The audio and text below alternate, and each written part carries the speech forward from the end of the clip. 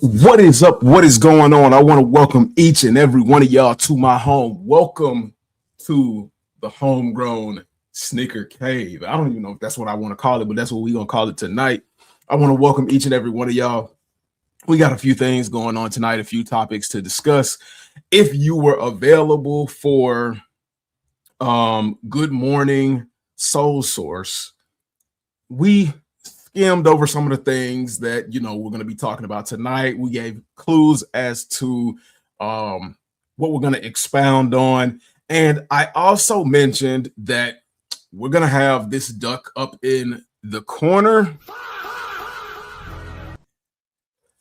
Hey, I already explained it, man. It's a lot. It's a lot, but we're gonna have the duck floating up in the corner until I just feel like paying for it. I'm still trying to decide whether I want to pay for StreamYard or if I just want to go a whole different direction as far as streaming services and streaming capabilities and things like that. I know that y'all, when y'all see something like that up in the corner, man, y'all are really feeling like What the hell? What the hell I did? What the hell on? What the hell Barry? What the hell I know. What the hell Brian James?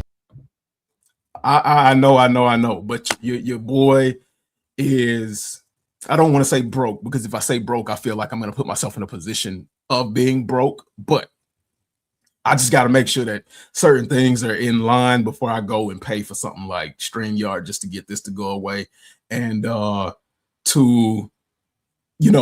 gain more access. But with that being said, man, we're going to get into things. We're going to keep it going. We're going to keep it pushing. If y'all hear me snacking at some point during this, man, shout out to Frito-Lay's, man. I got the big variety box of the spicy big variety box, man. It came with the flaming hots and all that kind of stuff, man. Delicious.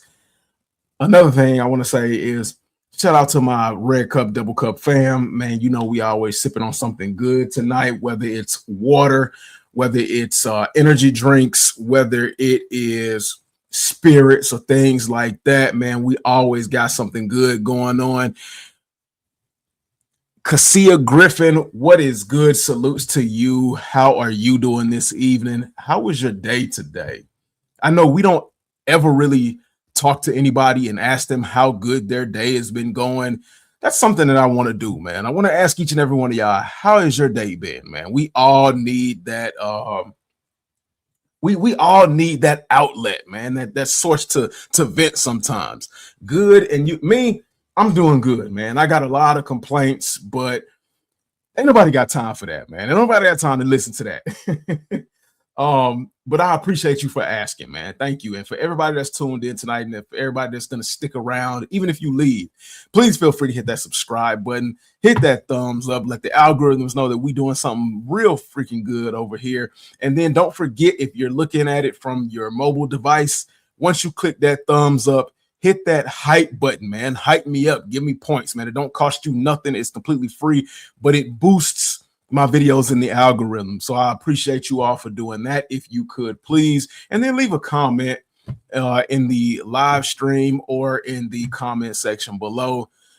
Jenny Doherty said, nice stream, man. Thank you, Jenny Doherty. I appreciate you. Thank you for coming around, man. You have a nice spirit about yourself just for saying that. I appreciate you. But what am I drinking on, man? I'm drinking on a little bit of drink of choice for tonight is some Minute Maid. I think this is fruit punch with a little bit of Tito's.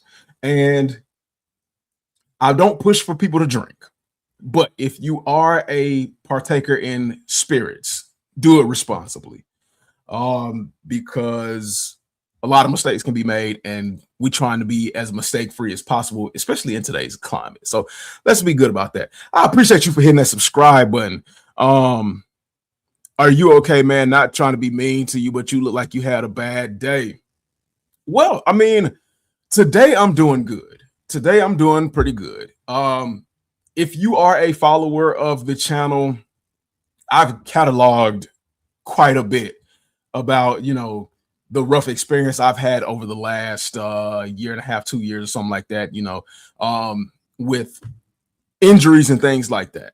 I've had a few medical injuries and things like that. So I'm just recovering from all of those, and making my way, man, trying to make things as positive as possible and spread a lot of positivity and push that forward, because there's a lot of people going through a lot of things, and we could all use a little bit more positivity going around. But I appreciate you for asking me. Thank you so freaking much for asking me about that. I appreciate that. And I hope you're doing good as well. If I did not say that, I hope you're doing good as well. And if you're not, man, feel free to, vent and put it in the chat, and, maybe we can discuss it and help you work through it. But if you all don't know, I do reactions sometimes. I do a lot of sneaker content, and I keep a lot of people up to date with things that are going on within my space, i.e. the name Homegrown Kicks, i.e. the live known as Soul Source. Not only is it good for your feet, but it's good for your spirit, because again, we all have things that we want to share and get off our chest. It's a double play on words. I figured I was pretty clever for that. But yeah, that's what it is about around here, man. A lot of support and information going on. You know what I'm saying? I try to do my best to inform people and let you all make your choices based on the things that I say, unlike these other misleading content creators that only want you to do what they want you to do because they're getting paid to tell you to do so. So tonight we're going to be talking about a lot of various things. If you saw the thumbnail, it's titled "She Stole My Shoes." We're going to get into that video because it is sneaker related and the reason why I did that. But before we get into that, I want to show anybody who is interested out there in YouTube land the video of Tyla. And if y'all don't know who Tyla is a South African music artist. She's got a really huge #1 hit song that dropped a year or so ago. But she went on this YouTube channel called Complex and did some sneaker shopping. And some of the things she had to say were a bit interesting to me. Like she talked about how some of the prices for the shoes in this store are quite expensive. And I know a lot of you all who are familiar with shoes pretty much think the same, even if you aren't that deep into sneakers as far as collecting and paying resale prices, because resale prices can get ridiculous. I know a lot of you out there feel that even regular prices for shoes that you see on a day-to-day basis are pretty expensive, and you don't understand what is going on or why they're so expensive. I love your spirit, man. Keep up the great work. I appreciate that. I love each and every one of y'all, man. I love y'all spirit, man. It's positive around here. I try to keep it positive. But yeah, she's talking about the ridiculousness, and I thought that was crazy because of the status in which she is, the level of money that she makes, and the amount of success that she has. For somebody like her to say that shoes of any value at this point are insanely expensive, or having the response that she had, was pretty interesting to me. So, I want to let you all see this. You all let me know what you think, and give me your thoughts and opinions on that. All right, so maybe even like clean them a little, put them exactly where you found them.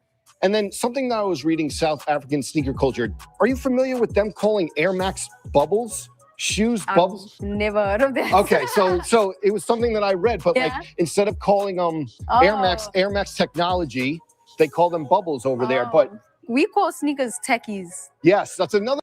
Now, see, that's an interesting thing. So to all of my South African viewers or my Asian viewers, what is up with that? Bubbles and techies, because in the UK, for all of my UK viewers, you all refer to them as Nikes, which drives. I have to admit, every time I hear somebody say the word Nike, it kind of drives me a little crazy because the term is Nike, and for whatever reason, people in the UK don't like to pronounce certain vowels or letters or things like that. And I'm just like, it's not Nike, it's Nike. But I've heard it so much now to the point where, I'm numb to it. I just ignore it.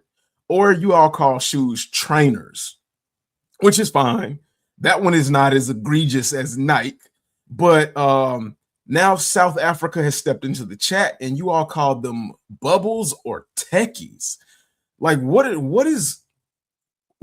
how did you get techies? How did you get techies out of tennis shoes or sneakers? Because that's what we know them in the US. I hate Steve Jobs.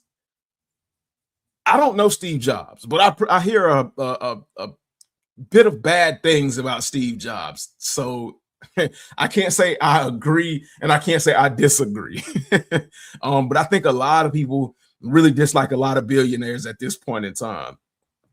But yeah, that's interesting to hear from a different perspective. And of course, I'm going to be, narrating over the video a little bit and pausing during the video because this is complex. And if you show too much of their content or, don't break it up a little bit, you could potentially get hit with that copyright. And I don't have time for that. You know what I'm saying? We don't have time for that. It's another thing I read. So explain to the audience what like techies is. Girl, I don't even know. Just our whole life we used to She called him a techies, girl. like, she said, "Girl, I don't even know." Yeah. Sneakers Chola is Puma very is not a girl. posh Okay. to say. It's Very posh. posh. Yeah, like So- sneakers, like techies is just like So Okay. Techies. sneakers. I guess they don't use the word sneakers Do you because remember any of sneakers these with the AI? is a rich term, like I what? guess. It feels Then I really too- rich now to I say. sneakers. That's weird. Okay. yeah. All right. Do you remember any of these? So that's wild. So if I went to South Africa, and I said, "Man, these are just some regular sneakers," they would think I'm rich. They said, in a sense, that I missed the 90s and early 2000s way of living before iPhones exaggerated these. Yeah, you know what? Okay, I see what you're saying. I can absolutely agree with you. Technology kind of destroyed. Well, it didn't kind of destroy it. It 100% did destroy the way the world communicates and the way we what's the word I'm looking for? The way that we connect with one another. Because instead of connecting with one another personally, now we connect with each other through a screen and we pass a whole bunch of fictitious judgment based upon what the internet wants us to know and the way the internet wants us to think. So yeah, I can agree with you in that aspect. Like Steve Jobs is a bane of existence. So yeah, I can definitely feel that, because a lot of times I'll look at people on the internet and I'll look at situations on the internet and I'll say, this is what you all follow.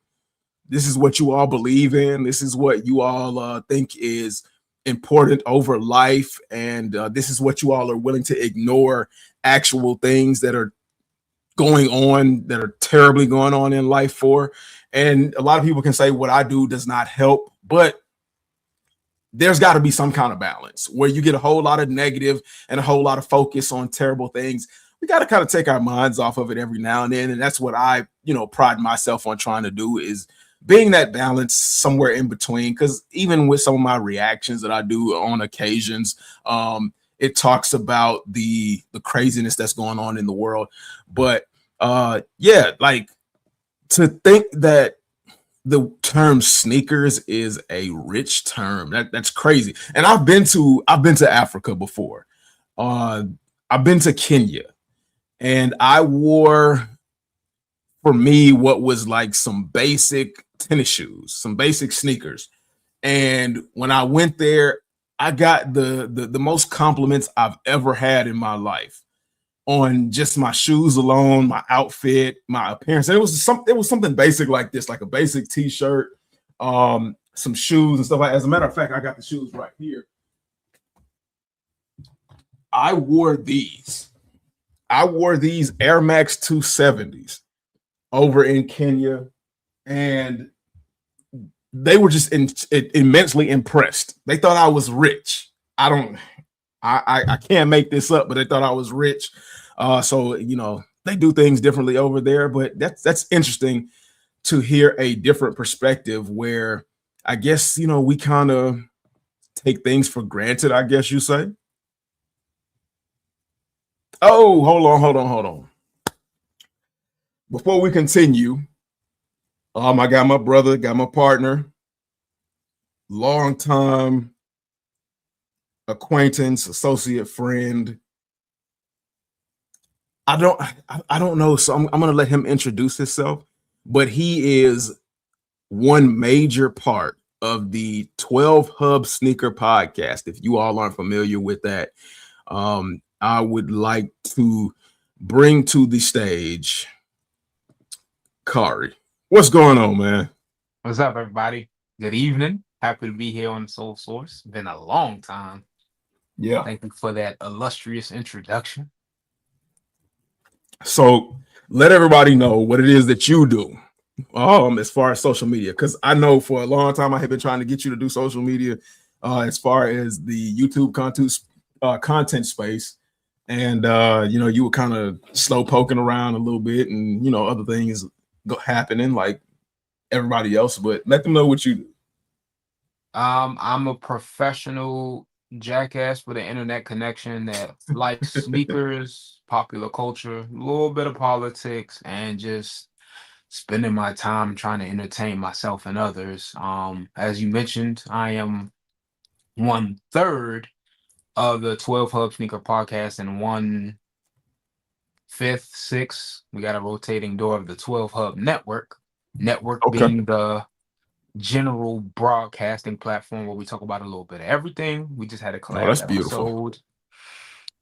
We just had a collab episode with a smaller platform, which I'm 1/3 of the Sneaker Pod. So we just talked about life, do some fashion and sneakers in there, and yeah, man, trying to be like you, do this content thing, hopefully entertain some people and see where it takes me, man. Yeah, that's a beautiful thing because for people that don't know you or for people that do know you, I would say that when it comes to this space, you are the exact opposite of where I am, or I won't say the complete opposite or exact opposite, because I enjoy things that would surprise a lot of people, but you are more in tune with things that I wouldn't necessarily be in tune with because I don't have the thought process to think it's that important, Right. So like where I would say I look at more of the earlier, I won't say old school, but where I look at the earlier 2000s trend of fashion and stuff like that, I would say you're more so on the end of the mid to current 2000 trend of things. Cause like, for a long time, some of that stuff just didn't translate for me. I just didn't understand that stuff. And for you, it seems like it's just, off the cuff. It's just in you. Well, I got a bit of a cheat code. So, like the 90s, early art stuff is natural to me because I grew up in that era. Like I'm a 90s kid. Yeah. But I worked in sneakers for a decade plus, primarily on the retail side. I saw a little bit of corporate, did management as well. So I kind of had to keep up with sneakers, Also, being a 90s kid, I saw life before the internet. So we had to get it out the mud through going through the stores and eBay. When that was coming up, you had East Bay. So you got a catalog coming to your house. And then, like, being an urban kid, being a kid in the hood, sneakers was a vital part of just life. Getting fly Right. was a uniform. So with that being my upbringing, and then coming into the internet, digital, social media age, plus my career choices, I kind of always been into sneakers. And when you work in sneakers, you got to kind of shelve your biases and embrace whatever the company is introducing you to bring to the consumer. So it helped me branch past the Jordan retros and 90s Nike basketball silhouettes into an Adidas here, Asics there, a Saucony somewhere else. So I Right. think like because of my lifestyle, I kind of have to be in flux with all these different types of generation, even the newer stuff. As I'm making content, I can't turn my back on some of these quote YN trends or Right. Right. Whatever is going on. So, I can't take all the credit. It's just life. And you know what? Like, the weird thing is, two individuals that have somewhat of a similar path have just like two drastically different, experiences. Because I also grew up in the 90s. I'm a huge fan of like the 80s style, the track suits, the windbreakers and the track suits and the vibrant colors and stuff like that. Like, when it comes to clothes, that stuff appeals to me. And I've always been like a fashion forward person from the ankles up. I like to say the clothes portion. I can throw some clothes together pretty easy and it not feel like anything to me. But like, I was never a big focuser on tennis shoes, because I don't know, I wasn't always able to get the shoes that I wanted. And then when I did get the shoes that I wanted, it wasn't more so of a fashion statement. It was more so of just it was a shoe that I just really, really liked. And I had the opportunity to experience like a couple of different backgrounds. So like, for a short period of time, I grew up in, well, not a short period, but for a good period of time in my life, I grew up in the hood. Mm-hmm. Also growing up in the hood, I went to a private Catholic school, which is crazy, man. It's almost like a Sister Act kind of thing.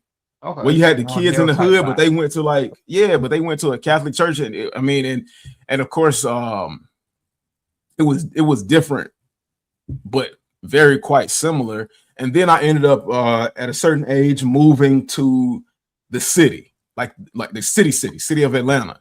And I grew up on the privileged side of town. You got to say that, you got to be politically correct. I grew up yeah.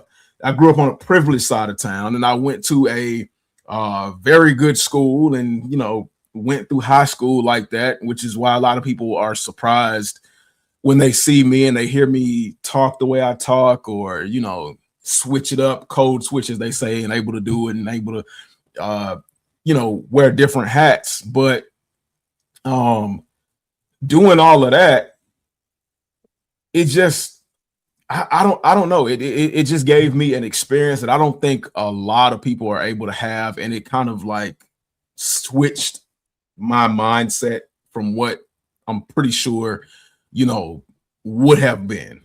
And to your point, I always wanted to work with shoes, whether it be like a Foot Locker back in the day or something like that, but I just didn't get that opportunity. I was just never blessed or lucky with that opportunity. So I don't know when tennis shoes just really started to become my main focus, but it just became a thing. And here I am today doing sneaker content, where it feels like sneaker content is almost no longer relevant. You could definitely make that argument, man. It's changed a lot. Yeah. And it's not irrelevant in the sense of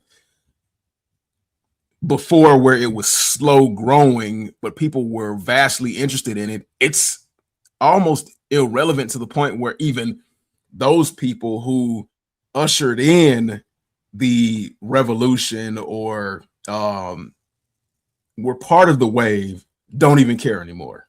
Mm-hmm. It's a really eerie feeling. It's like walking into one of those huge super malls with the Ferris wheel and stuff in there, like the toys. It's like walking into Toys R Us in Times Square and being a part of that, and then once all of it closed down, to walk into watching it close and walk into an empty Times Square Toys R Us and see dead plants and broken down stalls and all kind of crazy stuff. Where Jeffrey was on the wall and stuff like that, and took the signs down, and shelves are bare, and your people that you're going in there with are like, what did this used to be? Oh, it used to be Toys R Us. Yeah. And they hit you with what's Toys R Us? And you're like, wow. Yeah, man, I feel that.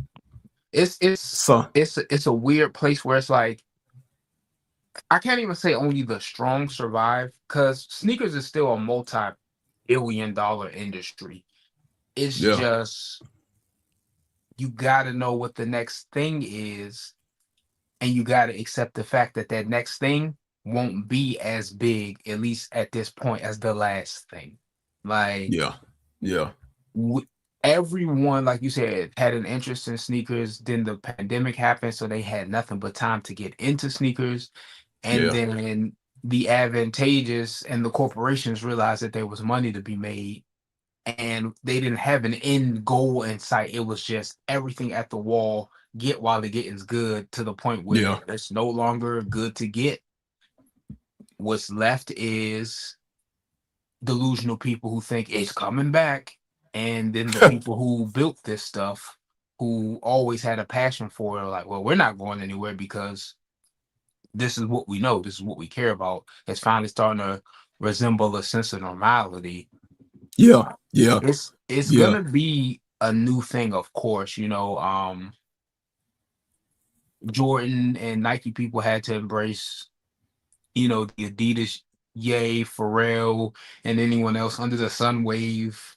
Then you have to address the retro runner Y2K aesthetic wave with Asics and some of the other Saucony models. And now we're just like, well, we'll see. Like you You're right. mentioned earlier, like the old guard has hung up their hat. The Yeah, Kites yeah, Omars, the Tony D's, the Bullets, Harrison Neville. Like sometimes you go, do those guys still make videos? It's to right, that point now. right, right, right, right. And we'll talk more about that, but right up on the screen. My girl Tyler. Yeah, yeah, a gorgeous young lady. She recently did sneaker shopping on Complex, and it's crazy because I saw a snippet of this on X, and I had completely forgotten about Complex.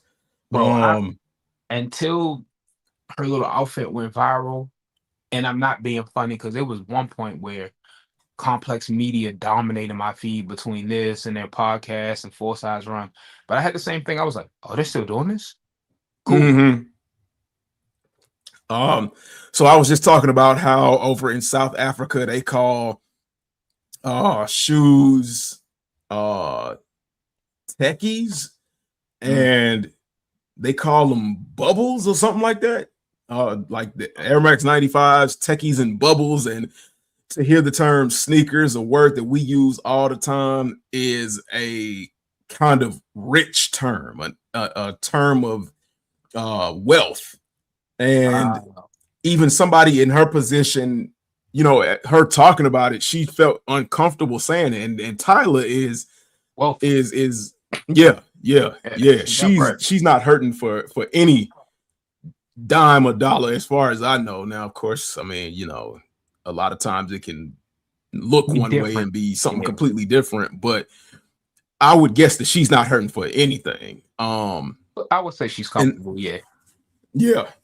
And then I was talking about how over in the UK, I mean, it's different how we're so close, but we're so different. So in South Africa, it's bubbles and techies, and then in the UK, it's trainers and Nike, which grinds my gears. I absolutely hate to hear people say Nike, especially from the UK.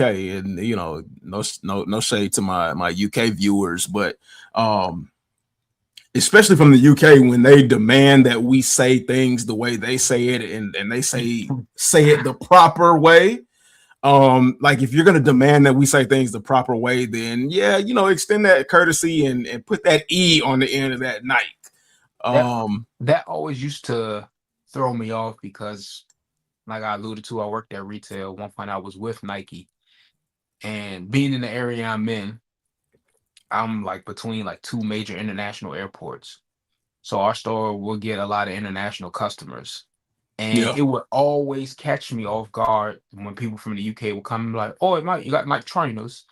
And I would take them to the training section. And I'd be like, yeah, so we got like retro trainers like Bo Jacksons. We've got modern day trainers like Metcons, and they start wandering off.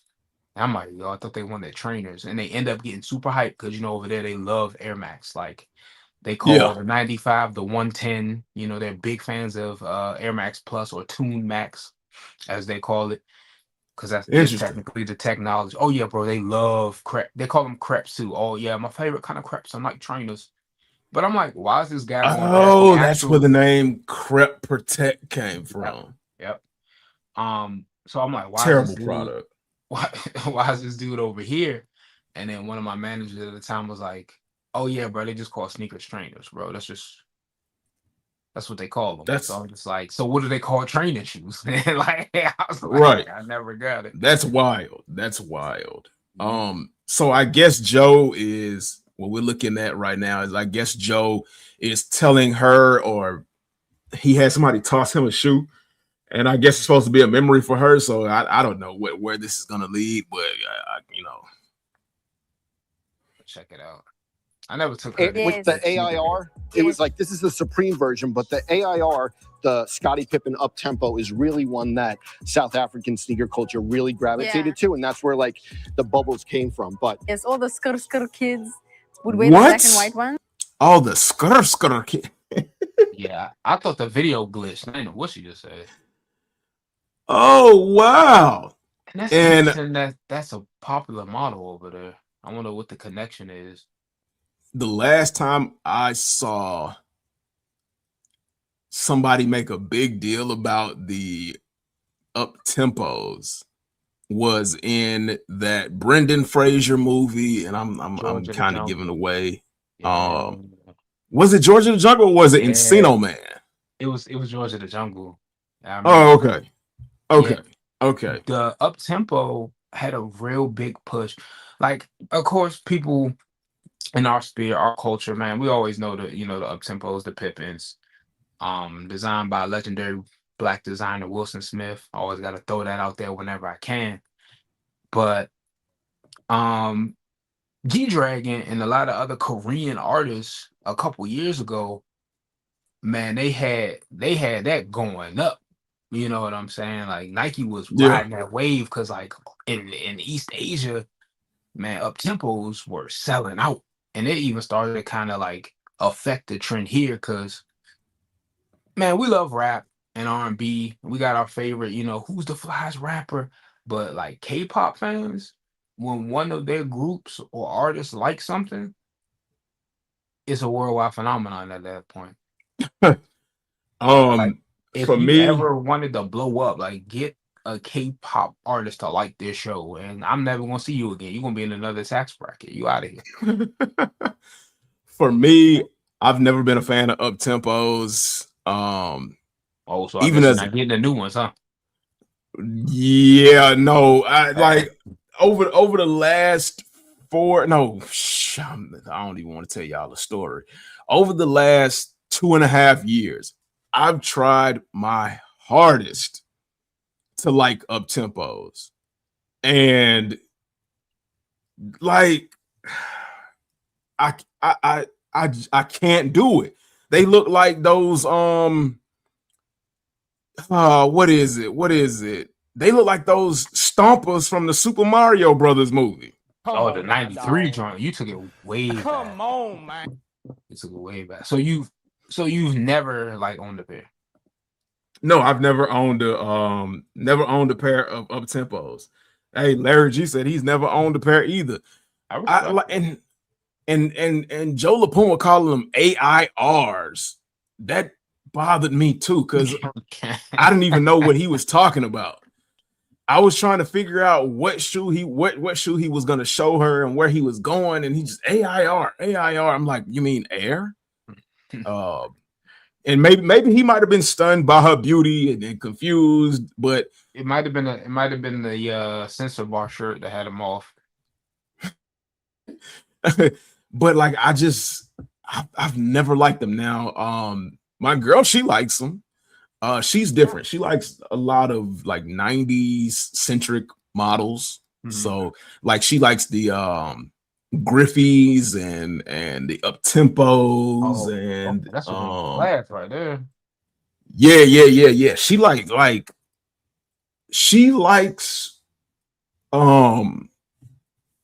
I don't know, like the complete opposite of what I like, which is good because she made me take a second look at some stuff. And the fact that she likes up tempos, it made that was the reason why I took a second, probably a 100th look at them and just been like, well, maybe I'm missing out on something. But just from the outside, they just look so freaking big. And I mean, I don't have a They huge are. foot. Don't get me wrong.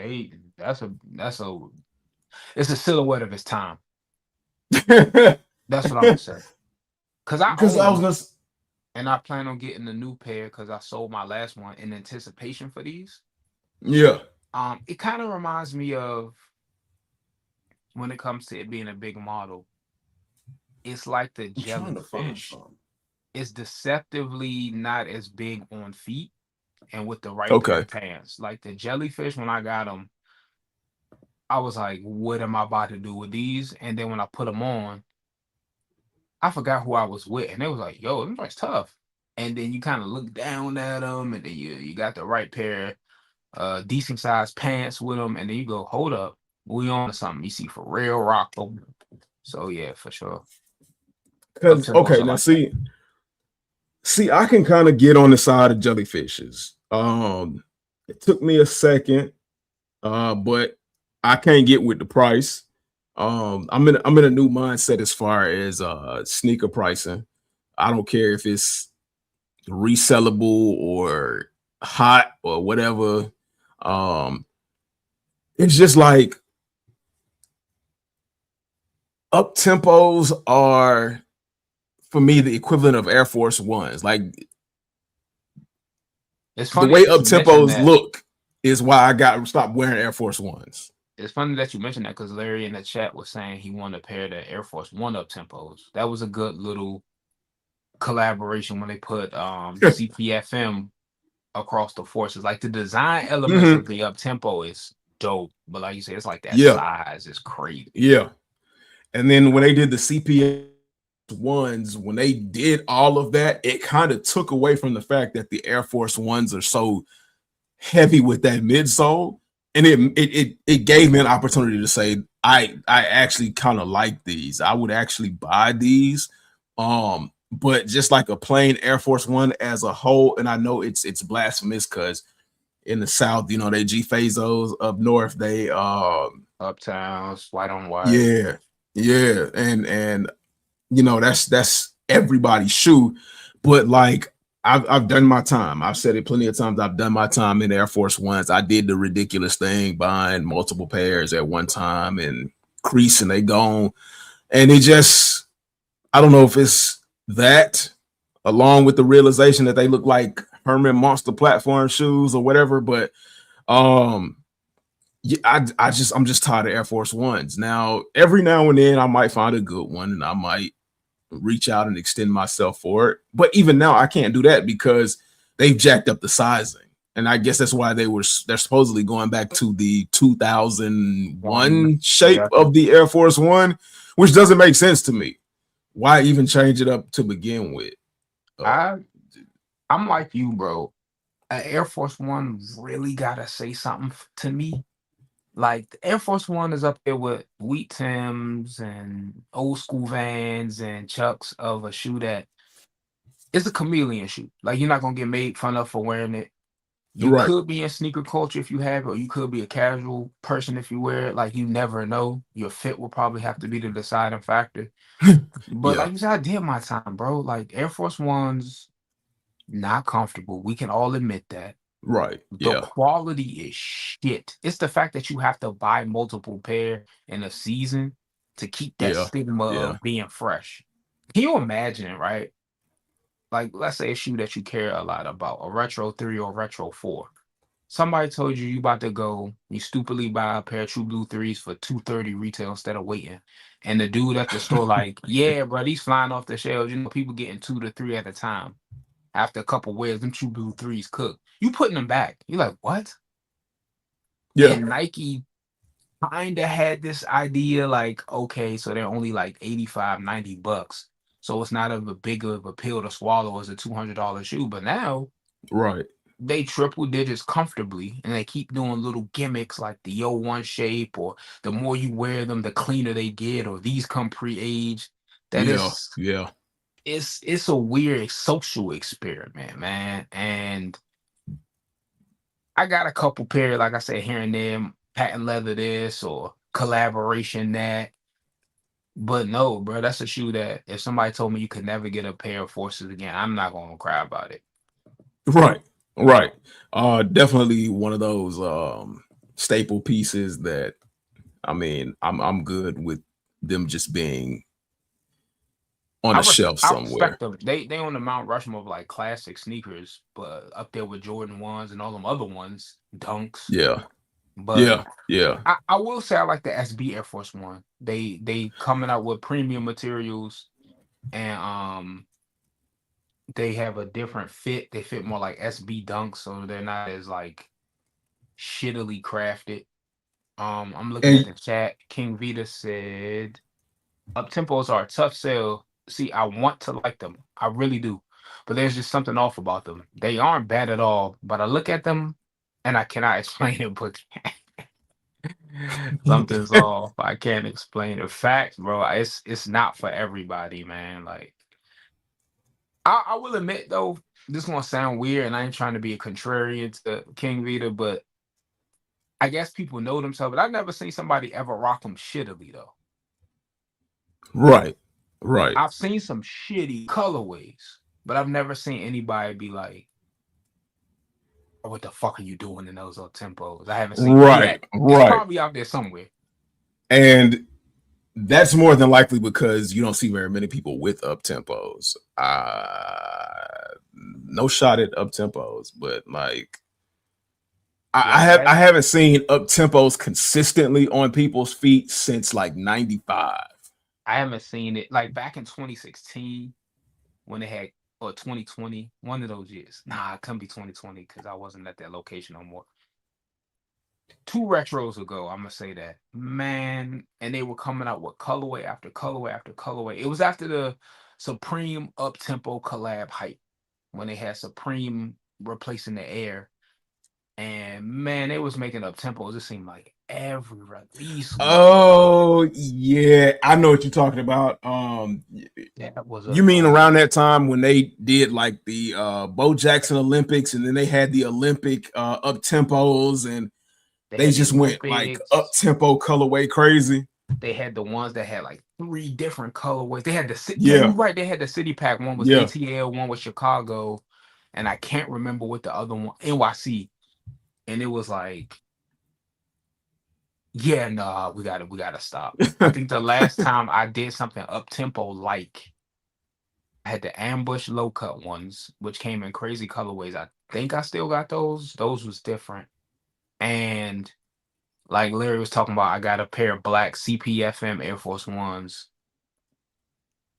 Yeah, bro. Like I sold my last pair, and that pair I hadn't worn in years. I'm gonna get this one for because I'm dumb, like because I'm stupid. But like in this market, I know they're not gonna sell out. I can probably get them under retail before release, and this is it's part of the Bulls era three-peat run. Like it has historical context. I'm a sucker for it. Pause, but Larry G it's said, if you're not hooping in up tempos, leave them on the shelf. Like, is it even safe to hoop in up tempos? if you hooping up tempos in the year of our Lord 2026, you unk, you brave, or you just that good that like a lot of people go, Right. they fall for the marketing of shoes. Like, oh man, Jordan was balling because he had Jordans. Bro, you could have put Jordan. Jordan won the collegiate championship in Converse.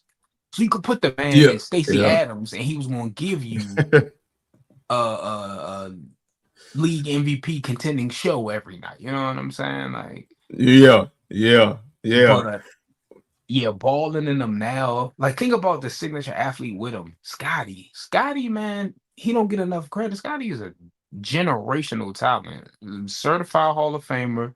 The reason Mike got 6, but we could talk about that. Like, another time. Whew, yeah. Oh Nobody yeah. else was really like putting up numbers in up tempo. At least that version of up tempos, because up tempos is a line.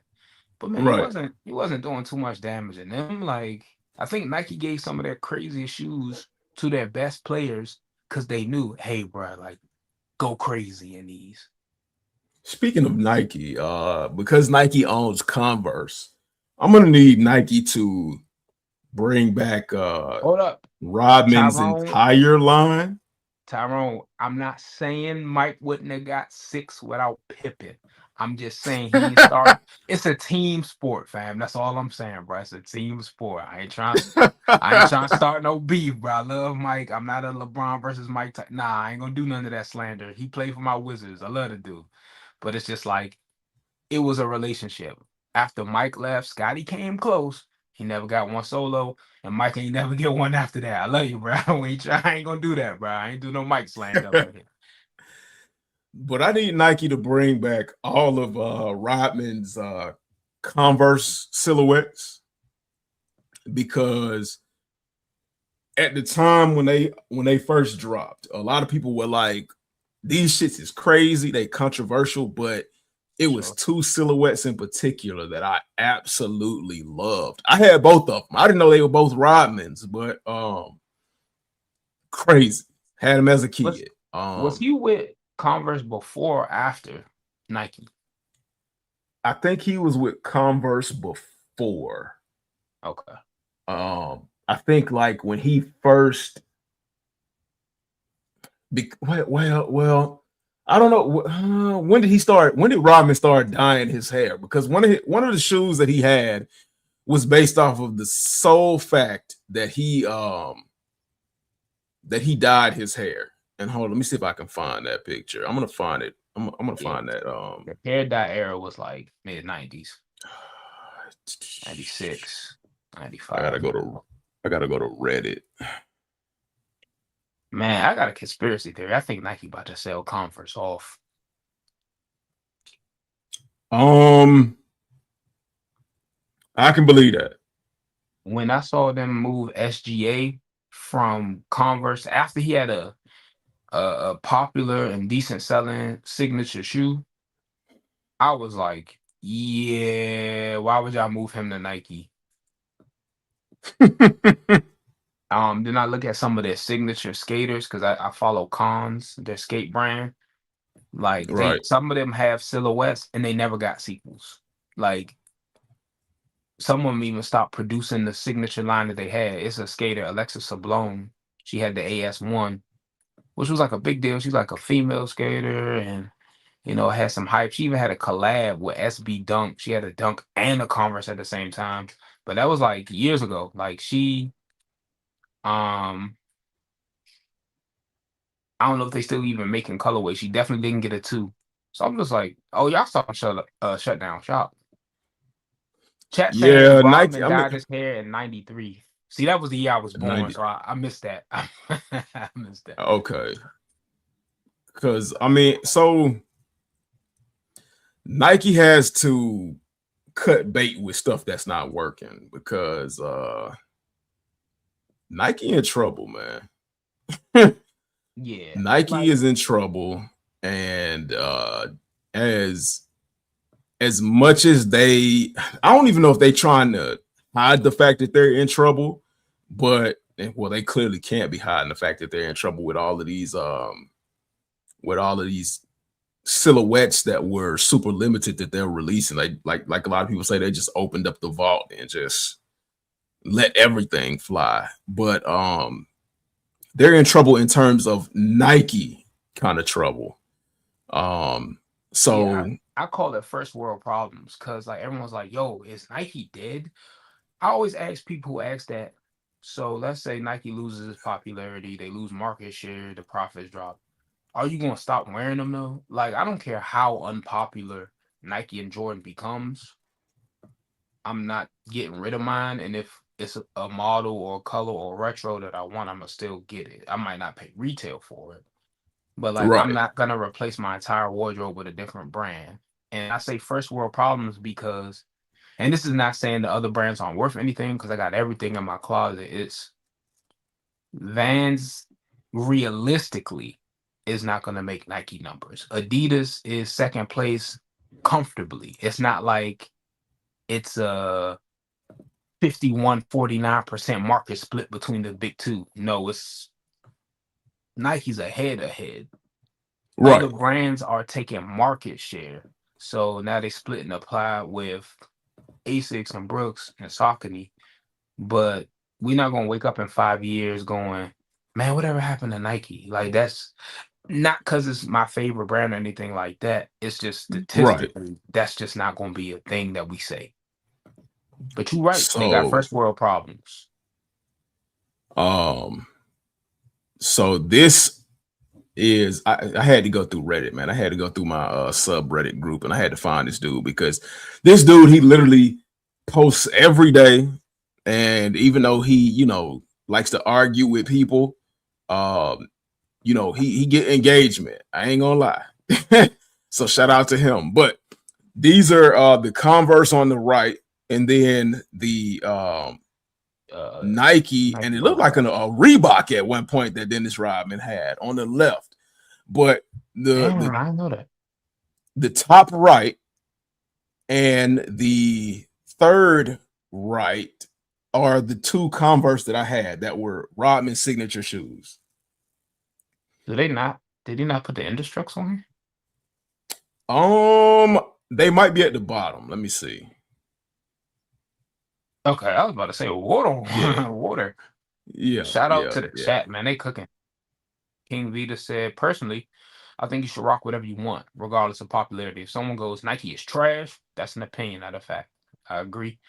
Larry says Nike never disappearing. I'm with you, bro. It's just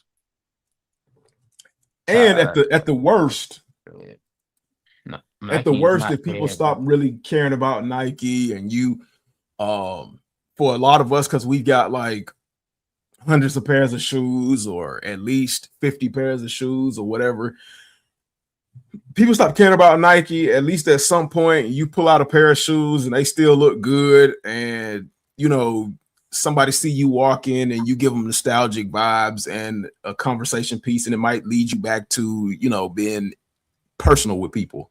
You're like, hey, I remember when I had a pair of those, or something like that. Something interesting to talk about. Dude, that gets me. A lot of my eBay deep dives come from me walking somewhere and seeing somebody with something, and I go, damn, I remember those. How much they going for now? Like, or are they still?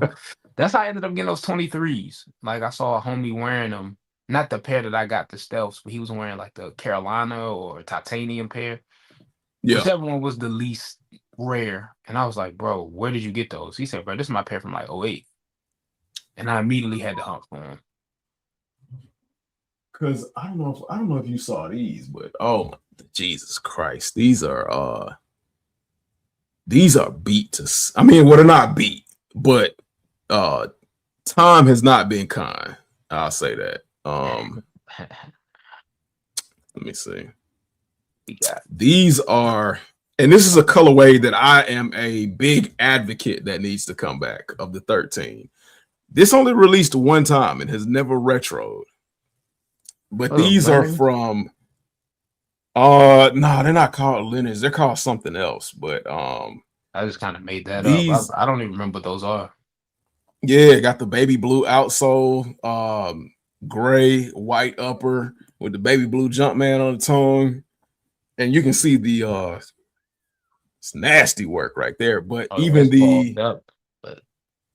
the tag is cracked and coming, just tearing up. But these were from, I think these are like 2004, if I remember correct. Let me see, what's the date on it? Oh shit, 2004. What? I was like 11. Yeah, I don't even think 13 was on my radar. October 27, 2004. And then it's even got that style of text on the bottom. Oh yeah. So yeah, man, this is kind of reaching back, in the sense of reaching back. This right here is getting to the point where, like, you look at like 90s Jordans. It's like that cusp. And I'm gonna restore them and wear them. but because I mean, it's got very minimal separation.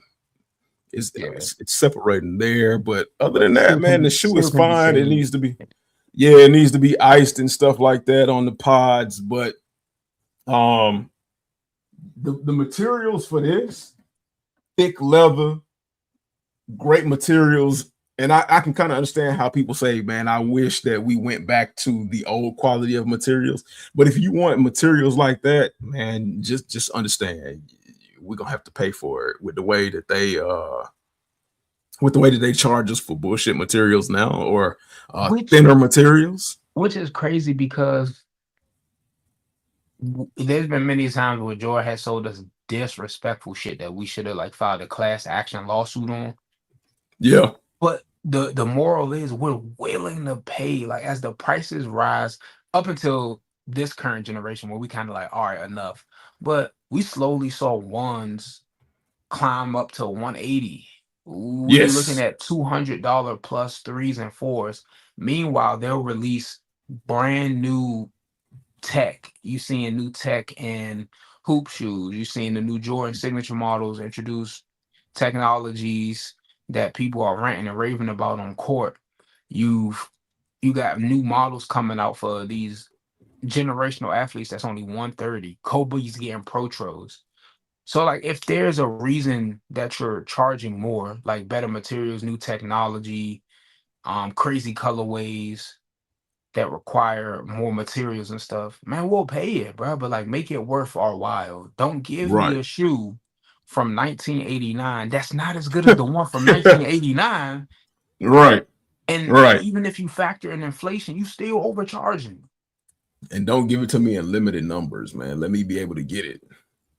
Yeah, like I think Nike is realizing that they can't just outright start making prices lower immediately because I think that's going to raise too many questions. People are like, so why was I paying XYZ before?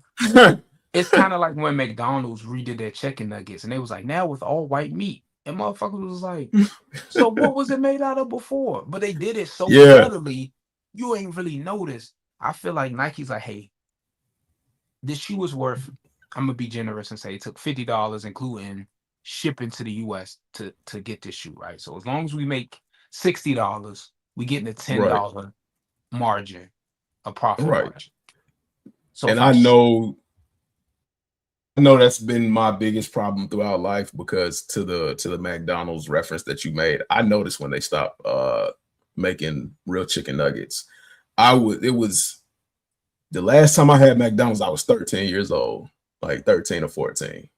So that was like 2000. And I noticed that the chicken nuggets weren't the same as before. And it was a quick switch, but and yeah, then but switch yeah. back. But like I was saying that like they know this shoe probably they'll start making a profit on it if it's 65, $60. So what they do is knowing that the market is crazy right now, they'll list it at 220. And like King Vita said, they give out garbage, we buy garbage. But now we're starting to go, nah, bruh. StockX got it under retail before release day. So we get it on Yeah. sale. But even with that Yeah. sale price, I feel like that's the price that it should have been Yeah. initially. So Yeah. while we think we're fuck Nike, I'm getting it at 190 instead of that 240.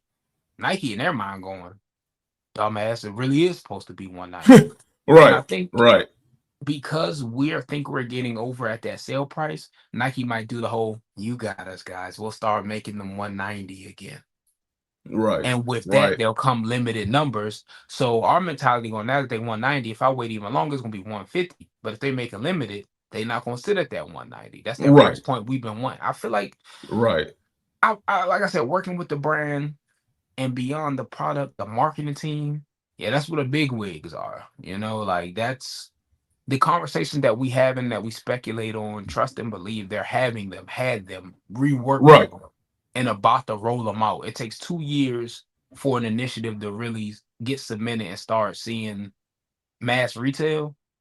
Right. When certain models are super limited again, and when the content strategy changes, we're gonna look back at this and be like, damn, okay. I'm trying to figure out what made them think it was okay to do what they did, because I know that they had to have known that it wasn't, the fictitious price increases weren't going to last long. But I don't think they thought about how they would recover from the price increases, or they could have just been that ignorant to where they thought that the price increases were going to just stick. Yeah, that's crazy. I don't know. I Man. noticed it while working in sneakers. One subtle thing, I'm gonna see if you pick up on this. A lot of people didn't realize they started taking the suggested market retail sticker off boxes. Yeah, like back in the day when that wasn't on there, people would be like, "Oh, that's a fake box," because we were so used to seeing it. But slowly but surely, Nike was like, "Yo, take that off." Like we were instructed in stores when we stock product to take it off, and now certain boxes don't even come with it. And to King when was that? point, Like 2019, 2020? Yeah, bro, you hit it right on the head. It was around that time. It was like 2018. That was my last year at the Nike store that I worked at. It was like, yo, go ahead. You can start ripping that suggested MSRP off. Yeah, because I still got MSRP tags on some of my boxes. Like King Vito is right, bro. Enough is enough. And to your point, like you said, what made them think they could do it? The Space Jam controversy that just happened was the reason why. They really just kind of, you notice they were so ready to pull back that number because they threw that 250 out there to see if we'd fuck with it. Like, if they really was serious about it, they'd be like, the price is the price. We're the big dogs. Y'all gonna pay, y'all gonna be Space Jam list. They know it's a buyer's market. They know if they don't do what it takes. They made 1 million of those Space Jams. We really in the era where vaulted shoes from the Grail like Undefeateds set. We got Union Jordan 1s and brick after bricks barely going for above retail. And when you factor in fees, you just getting your money back. So they couldn't swing their nuts around with that 250. Everybody got mad, said, like King Vita said, enough is enough. And to be honest, I don't think they scaled the price back far enough for me. Right. But like, yeah, people starting to tell them, Nike, bro, I'll go without, bro. And then they make too much shit. So yeah, I missed out after brick. That sucks. But I still can go get the Toros for 130. So who gives a shit? You know what I'm saying? Like they're their own worst enemy with that. Right. Let me see. Ones? Exactly, the original one. Yeah. And for those who don't know, what is like that group of kids? They like. I don't care. Or like it was just a bunch of like. I mean, I ain't nothing. I mean, saying that like you have a lot of shoes, or boxes just coming to you, or what? Describe what that's like. It's like Christmas. Okay. Yeah, every time I get surprised, I get a box of little shoes. Okay, I don't care about that either. Something that you love. Yeah. It's like flexing. Like a flex. Exactly. And I know that like you debuted the DN8. It was like this red shoe, and they sent that early. But like, how is it like being down with Nike essentially? It's fine. Gorgeous. I love Nike. I remember. There she go. There she go with that. There they go with that Nike. Yeah. With that Nike. I ain't about to lie. Like I said, I barely heard a word she said. I'm like, girl, just move a little to the side again. There she go with that doggone Nike. Let me see if I can It's so funny that he mentioned that they sent her the DNA. Like, boy, the 5 people that bought that yeah, like the DNA. Yeah. So they started off good. And the DNA had some really good colorways, but it just, I think Nike had already shot itself in the foot with all of like the Travis Scott kind of stuff and the collab stuff. And I think people started at that time, people had started to really see like the bullshit of Nike, and where Nike say, okay, well, because we know you can't get this, we just gonna drop this at the same time, and you're gonna like it, and you're gonna buy it. And people just got pissed off and was like, nah, fuck that. I'm good. Like, keep your fucking DN8s, your 8 and 8s, your 808s. I don't think I've seen, outside of an influencer or content creator, anybody, and I'm from the DMV, so it's sneakers, bro. I haven't Yeah. seen anybody wear a pair of Scorpions. I don't even know what them. Oh, I do know what those are. Wait, I said But Scorpions. I'm wrong as shit. That's not yeah, I even was gonna say new. because I was gonna say, didn't they That like was do a back in limited run of those, like the yeah. I meant to Ispas or say whatever? the Liquid Max. This year's model. See, I forgot what it was called. The Poison Dart Frogs. I'm thinking of all I ain't types even of seen different. them. I ain't seen This them, and I is don't care. this year's model, bro, and I have not seen one human IRL And you wear know that what? shit.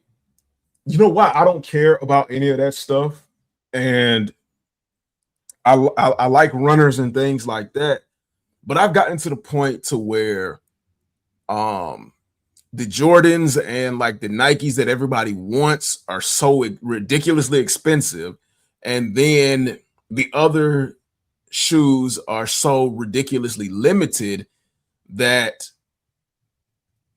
I'm not for like constellation shit. I'm not Mhm. for constellation shit, and I can sniff constellation shit from a mile away. And then I can also at this point tell when they just throw out colorways. They throw out colorways because they're hoping that you'll see something in a color that works with your style and you'll just grab that because you can't get what you really want. So I'm so far removed from that bullshit that I just don't care. I haven't to Tyrone Turner Sr.'s question, are we looking at any shoes later on down the line or plan to get anything later on down the line? You know, we'll Couple kind of things. answer that and talk about that and you know touch that subject in a little bit. But to be honest, I don't give a shit. Like and it's crazy to say because there are so many good shoes that are still dropping towards the end of the year, but I really don't give a shit because um I got the only shoe that I really care about this year. And I don't know what Jordan Brand did, and I'm pretty sure I can identify it. I just can't articulate it right now. But I don't know what Jordan Brand did where they kind of flipped a off switch with me when it comes to just like shoes in general. They flipped an off switch to where like the switch was on where I'd be looking out for stuff and kind of thinking about, you know, do I, you know, need it or do I want it or do I like it? And if I like it, do I want to get it?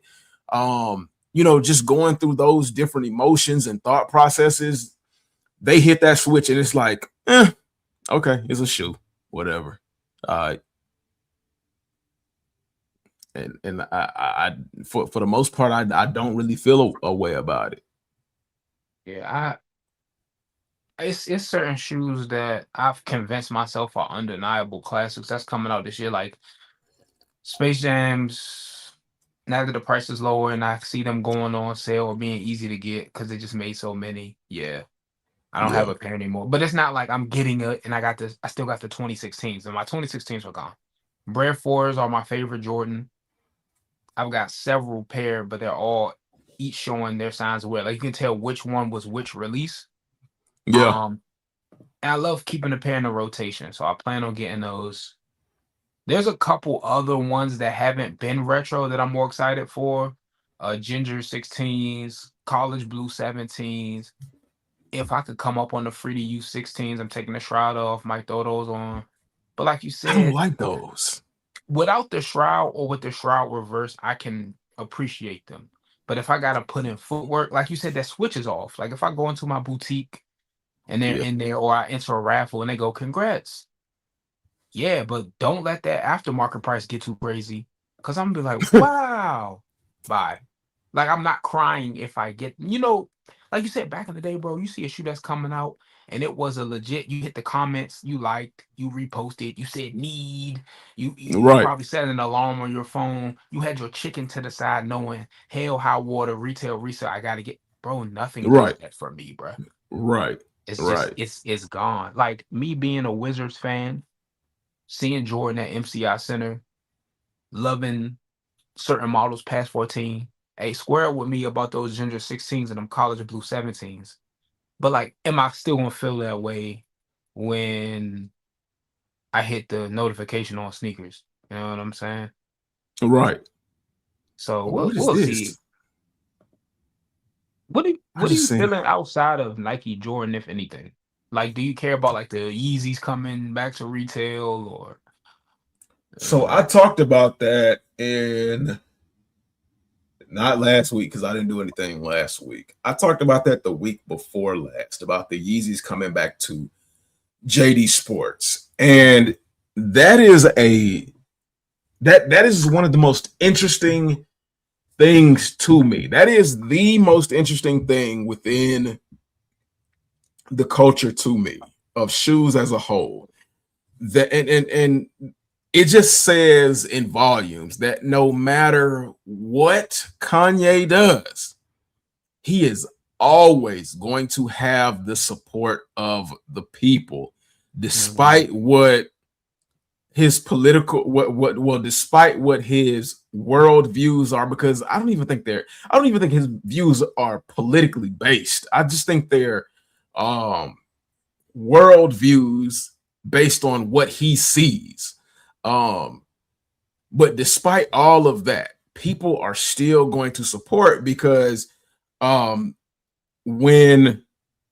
I forgot whoever dropped the imagery and posted it on Instagram, there were people in the comment section that was like fire, like they were giving reactions that I have not seen since like 2023. Fire. Somebody was like, who still wears Yeezys? And then somebody commented, are you crazy? Everybody still wears Yeezys. And when they drop at JD finish line, I'm gonna get pairs. Like the comments were more positive than negative. And the weird thing about it is, the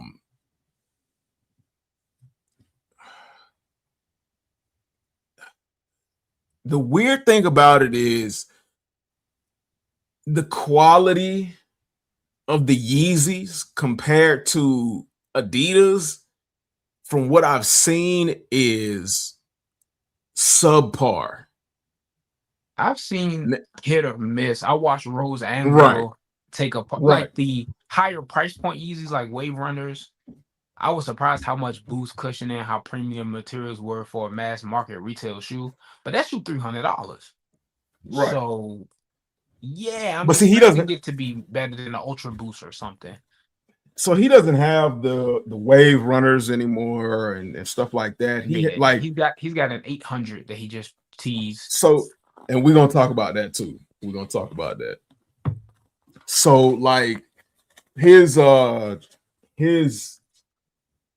slide shoes, and I got them upstairs because I didn't know I didn't think that I was gonna get into like the Kanye talk that deep, but those are pretty good for what they were. For what they are, I paid $20 for them. Me too. And for $20, I was impressed. I mean, I do realize that when you buy them in bulk, he was probably paying like $3 a slide. But what was the price point on the Adidas ones? They were like 80 at retail. Like 60 or $80. Yeah. So like for them to be a fraction of the price, you take away the brand. Now durability, I can't tell you how long they're gonna last in comparison to the Adidas ones, but out of the shipment box straight to feet, man, pound for pound, I'm going with the Yeezys. Yeah. Saving some bread. So I ended up with the ones that look like Goofy's shoes, and they comfortable. Like they do get hot, they do get sweaty, but they are comfortable for what they are for $20. I picked these up. Oh, the pods. Oh dear. Yo, I'm not even gonna lie to you. I don't know how. I cannot even explain it, but these are comfortable as whatever they are. And it's I don't know, because as thin as it looks, it's cushioned, and then the sock part is made from a thick, like soft material. So It's incredible to explain. At one point I was gonna do a video on it. I didn't do the video, of course, but it's just mind blowing. So, Uncle. Oh man. Uncle alert. 440 joules, Uncle alert. Hey man, hey. I appreciate it, Tyrone. Appreciate you, man. Tyrone said, could give a damn about Kanye. Never been a slides cat, but hope everyone that loves them can cop for the new low. And you know what, Tyrone, I was on the same, look, I was on the same wavelength as you. I didn't care not a damn bit about slides because my experience with slides were terrible. Like I could never keep them on my feet, nothing like that. I think I talked about it. The first pair of slides I ever bought was the Nike Comfort Zoom 2 slides because they had like memory foam in the joints and you could adjust the top. Now that was the one that I found out I needed. I think I bought those on a whim. I think I bought them for when I went to vacation on to Kenya, and that was the first time I ever had like purchase slides. But it wasn't the first time I had tried slides, and I loved those. Nobody could tell me nothing about those. And then like the second pair of slides were these joints right here. And what are these? The comfort or yeah, Comfort. But these are absolutely great, and you can adjust them. But these are absolutely great because they've got the thick midsole, which makes them very durable, especially for the price. So, like, those are my everyday slides. It makes it, it gives you like a stable footing, and all of that. So, yeah, I'm definitely with you on slides, and I know how you feel. But sometimes you got to actually jump out there and try it. Now, if you do decide to try a slide, and I'm gonna tell y'all, Nike got this new slide coming out, $250.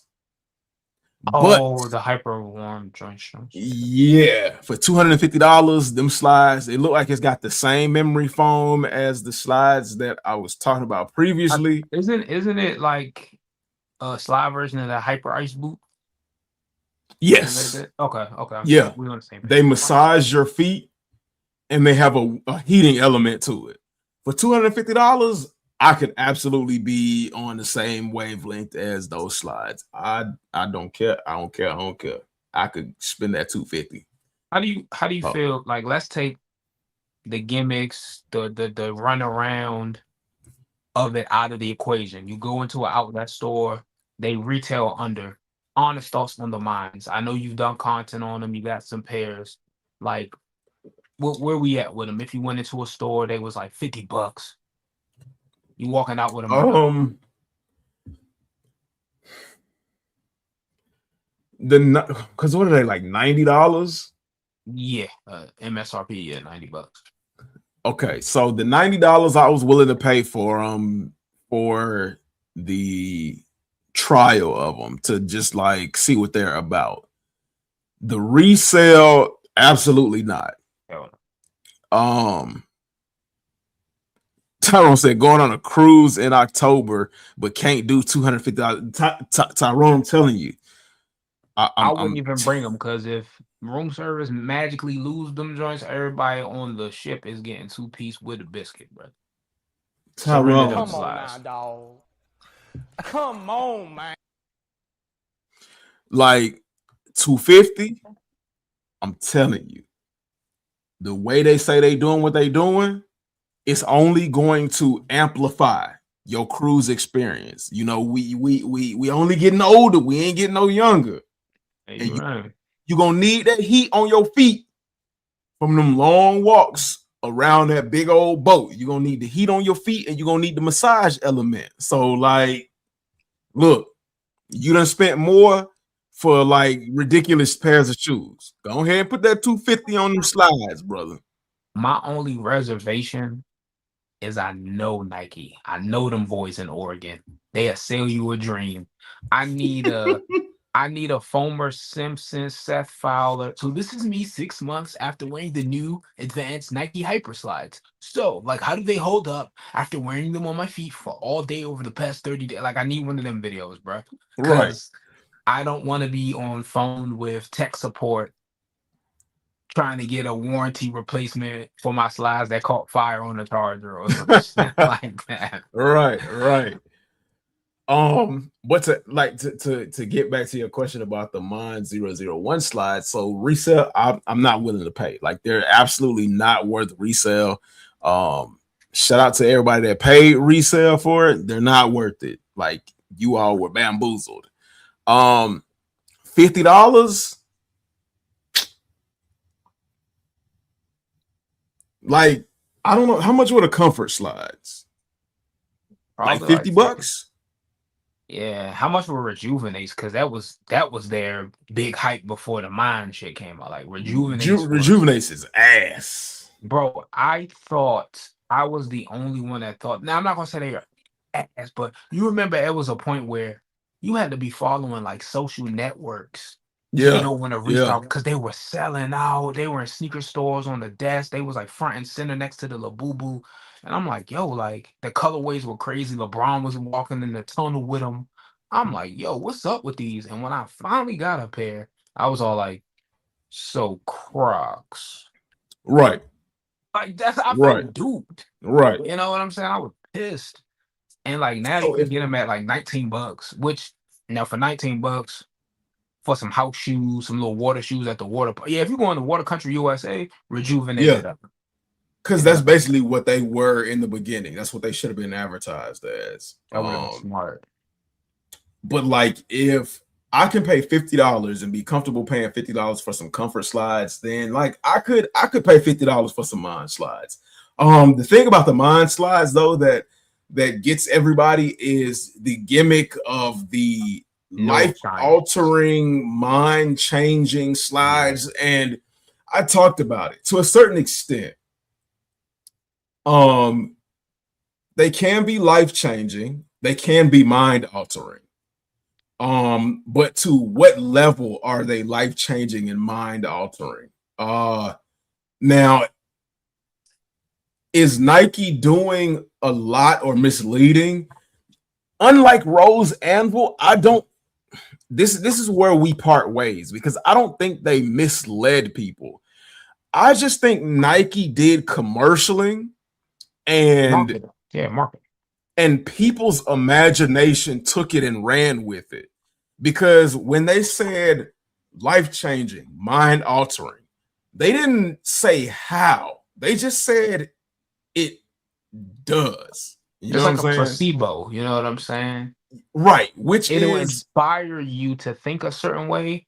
And when science proves when you think a certain way, whether it's backed by like physical science or not, the mental science does the gapping for you. It does the rest of the work.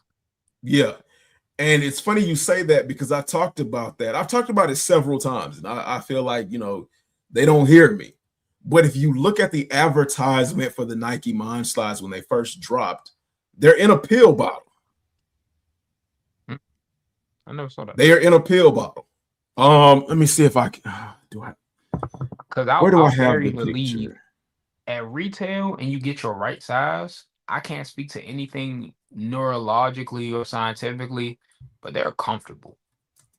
Yes, they are. And I like that weird, ugly Cybertruck looking thing on feet. Like, when I got them, because I got them at retail from Shields. Shields is the cheat code. I got an app notification on the day of release. I got the black pair with the orange nodes at the bottom. I watched a couple reviews. They said size up, so I got a size up. Thank God I did. And immediately putting them on feet. And it wasn't. You notice a difference. Yeah, I didn't have a hard day's work, man. The package came like 10 a.m. I had just rolled out of bed not too long ago. And even with rested, non-swollen feet, I was like, oh, damn, these joints are like shit. Like, I was excited. The only reason I didn't keep them is because I had posted a pic and one of my homies is in the resale game. He's got a shop. He was like, "Yo, I'll give you 300 for those," and I was like, Oh "And yeah, here they you gotta go." go. I Yeah, said, they gotta "And here go. you go, fool." Like, I'll drop them off. And what time y'all open? They on the way. So, this is part of Nike's presser for the Mind Slides. They're literally in a pill bottle. Wow. Yo, you And I said that when I was overviewing the things that Nike was talking about. And I even mentioned that. I asked the question, you know, is it a placebo effect, or is it really doing what they say that it's doing? And Nike never really says that yeah, or nay. it's doing anything special. That's the thing about it. Nike never says they're doing anything, it's doing anything special. And as a matter of fact, where they have the red ones in a pill bottle, the original image was the pill bottle standing upward. You can see the Nike label on the front, and it's the white pair that's in the pill bottle. But It reminds me of that line that Morpheus tells Neo in the first Matrix when he was all like, "I thought you said this wasn't real," and he leans over to him and is like, "Your mind makes it real." right, Yeah. right. So wearing them, they're definitely comfortable. Depending on the thickness of your sock, or if you just wear them barefoot, Which you is definitely crazy feel work. you definitely feel the nodes in them. You feel them more if you wear them barefooted, versus with with thicker socks to interrupt the experience. yeah. Now people say the 002s, the nodes are more Define more H. pronounced when Yeah, you H has walk. a pair of those, and he says it's a difference. But like from what I mean, I've had a good experience. I don't have a wide foot, so I didn't have to go up a size, but like you said, I do recommend the average person who has never experienced it and wants to experience it because of their limitedness in nature. If you don't want to pay resale, just go up a size. Just bite the bullet and just go up a size. Even if you don't have a narrow foot, and that's what I'm pushing now, is for people to understand their foot type and what's really going on. But even if you don't have a wide foot, just go up a size. It's not gonna hurt anything. But yeah, it's just funny you mentioned that, because yeah, it's in a pill bottle. I remember your coverage about the mines, because I try to support content whenever I can from the homies. I know you got that burgundy-ish pair, and I remember you did that stream like, "Yeah, Jeff Staple, you dumbass." Like, I know we're a minority. He's all like, because he was like, Nike's not like, CNN's just covering these shoes, and all the retros they're not covering, but they're covering these. And I'm just like, Right. I said, brother, there's no adult who has received mail that is a bill in their name that does not know that sneakerheads are the niche in the market. Like, Right.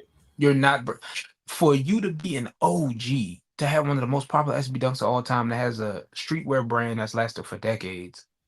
You can't think you breaking news with this, right? Right. And that's my problem with Jeff Staples. Now I'm not like a hater of Jeff Staples. I'm more of a hater of like bullshit. Mm-hmm. And he can chuck it.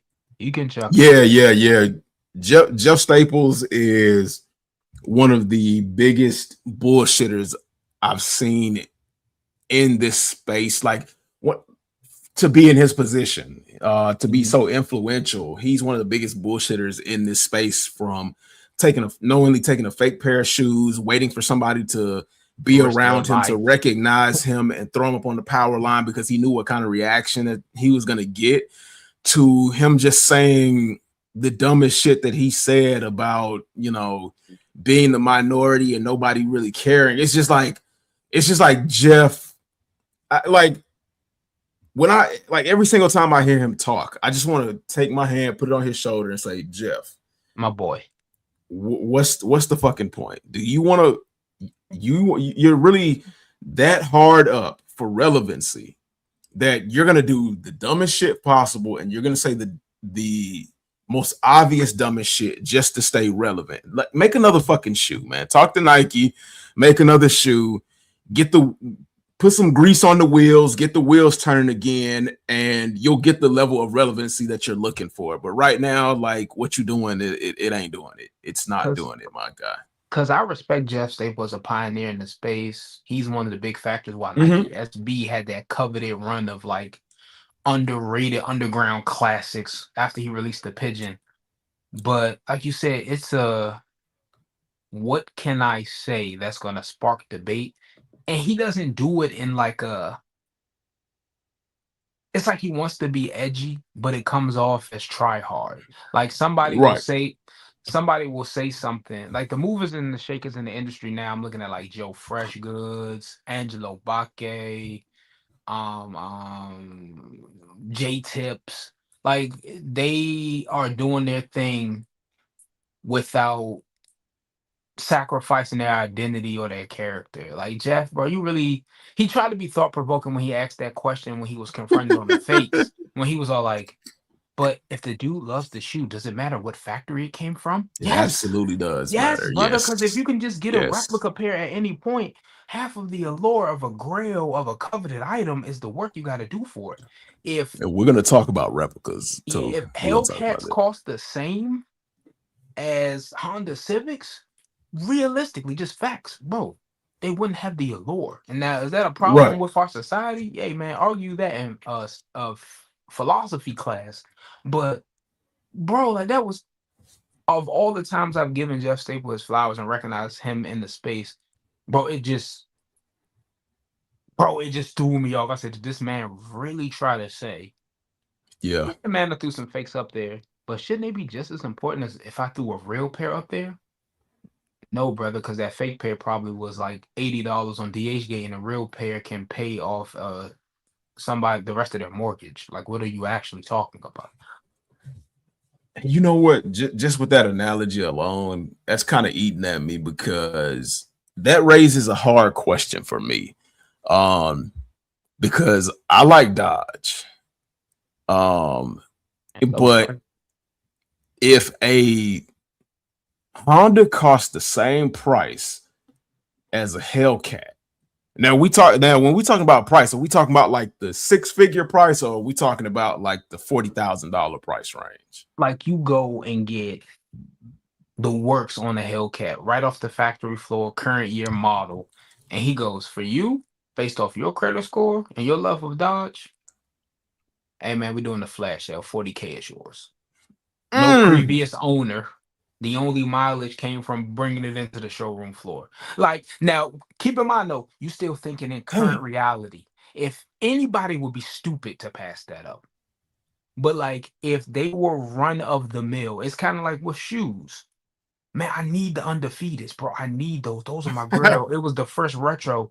They go for 30K. Now you can get them at 220, 250. I could wait.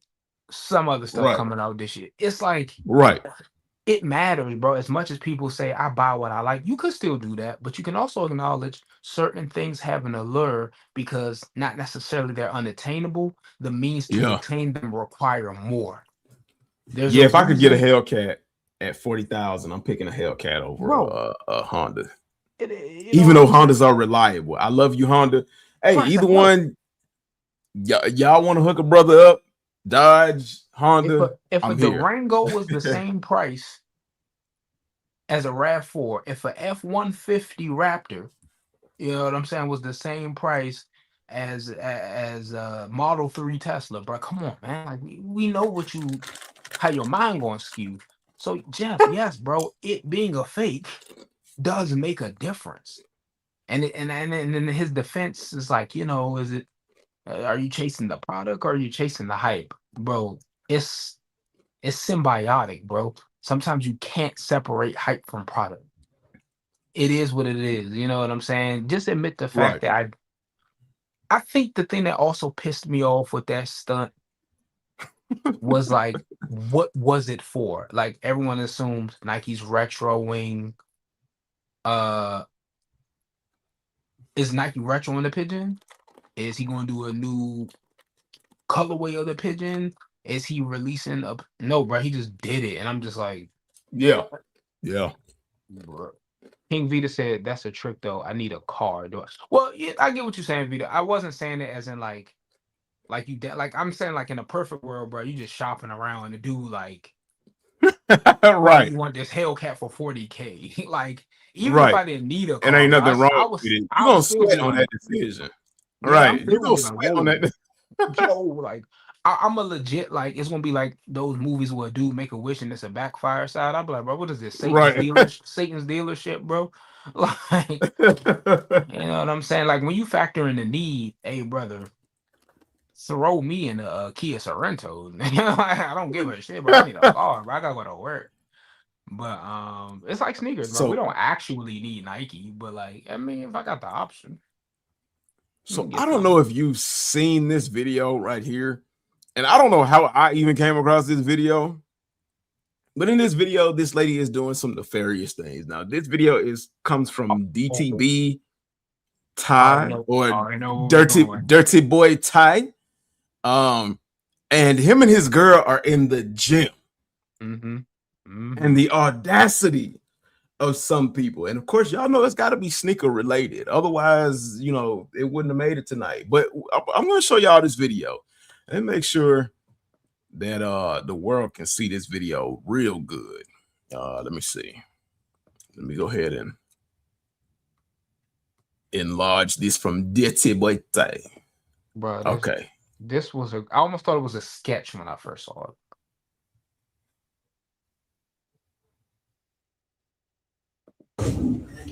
Excuse me, miss. Thank you. You tell them dog hella tight. With them dirty works. Oh, dang. I forgot. They up there playing that. They up there playing that music. I didn't even notice it for a second. So He said, hold on, hold up. Let me go to the video that shows the whole thing. And it's got the little saxophone song playing in it. So I don't know if I can actually play that. Let me see. This lady you can see this lady, she's tying up, choking a pair of true blue Jordan 3s. And at first you say, well, what's wrong with this? Then you realize the true blue Jordan 3s belong to this dude right here, DTB Ty. For whatever reason, this lady decided she wanted to play the Grand Escape Klepto Edition, and literally, while this guy is sitting in front of his shoes, lace his shoes up on her feet and grab her Berkeys and walk off. But Why lucky does she enough, not just the time that he took to like time to secure him, and she just would have picked him up and walked out? Like, why did you like all this time before he even noticed that she had him? She should have just grabbed him like she did her Birkenstocks and walked out with him. Right. And she shouldn't have done it at all, mind you. But that's wild, which makes it feel like it's a skit. My favorite comment was, nah, wrong, bro. You should have let her walked out, then press charges. Then he was like, then not make the first couple court dates thinking she got away with it and show up on the last day like, gotcha, bitch. But to just when you think sneakers are falling off or Jordans are falling off, they keep pulling you back. Baby, for the price of that membership, you could have got a pair under retail, I'm sure. Just wait like a week. And they be brand new too, and your size. Like, would you stealing them for your man? And she looking around like, I don't. Yeah, she might be like a seasoned thief. Yeah. A klepto, because she didn't even look. Her size. Like, why did you? It's crazy. I'm not trying to make this a cultural war, but it's always like certain people when things happen most recently in the news with the situation with the young man at the convenience store. Didn't even steal water bottles and got laid out for it. Literally lost his life. And this person is like actively stealing someone's property in front of them. And it's just like, in the world we live in where people are getting shot for being accused of stealing, why would you do something like this? Right. And he even tagged the gym he was at and was like, what the hell is going on? Like, you let these kind of people in there. That's the only reason why I knew it wasn't fake. And he got a But good she just, heart, like the comment said. I'm like, yeah, sure, I would have let you walk out with him and had the full intent of stealing them or the press charges on you. I don't know. Like, I don't hit women, but I do slap thieves. So, yeah, I wouldn't hit it. Like I said, I would have went litigious because I'm not tripping off the value of the shoe. I'm tripping off the audacity that you I'm thought you tripping could off. do that. I'm tripping off all of it, and you gonna trip not only because they not your size, but because I'm finna slap you across the back of your head. And once you fall and hit the floor, I'm taking my shoes off your feet. Yeah, Like, that's I'm one not of even the giving you. like, and he let her walk away. Like, I would have embarrassed her. It would have been like a line of questioning, being like, "So why do you think it was okay to do this?" Like, walk me. It's like when they catch somebody on one of those stings when they like go to the sting How house to to catch a meet up with a predator. kid. Yeah, it's all like Chris Hansen. So, what are we doing here tonight? Why are we here? Can you tell me what was going on in your mind? You couldn't find anyone your own age to hang out with? Have a seat. You know how this looks, right? Like, I would have Chris Hansen the shit out of her. I'm like, you know how this looks, right? Are these even your size? Are you a big fan of Michael Jordan? Did you own that? Have you ever owned a pair of threes?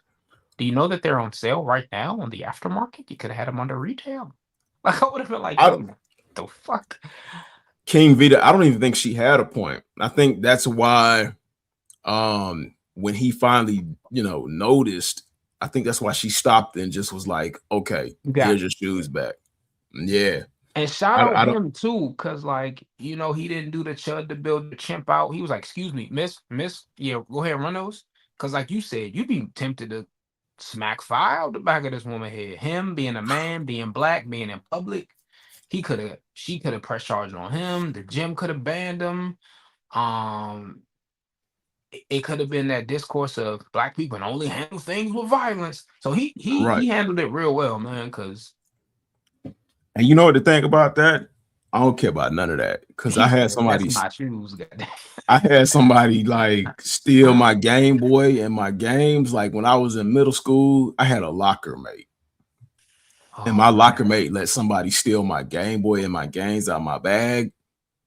And I learned anything over $100 is a jailable offense, and that's pure theft. So that means like you steal from me, I have the right to defend my property.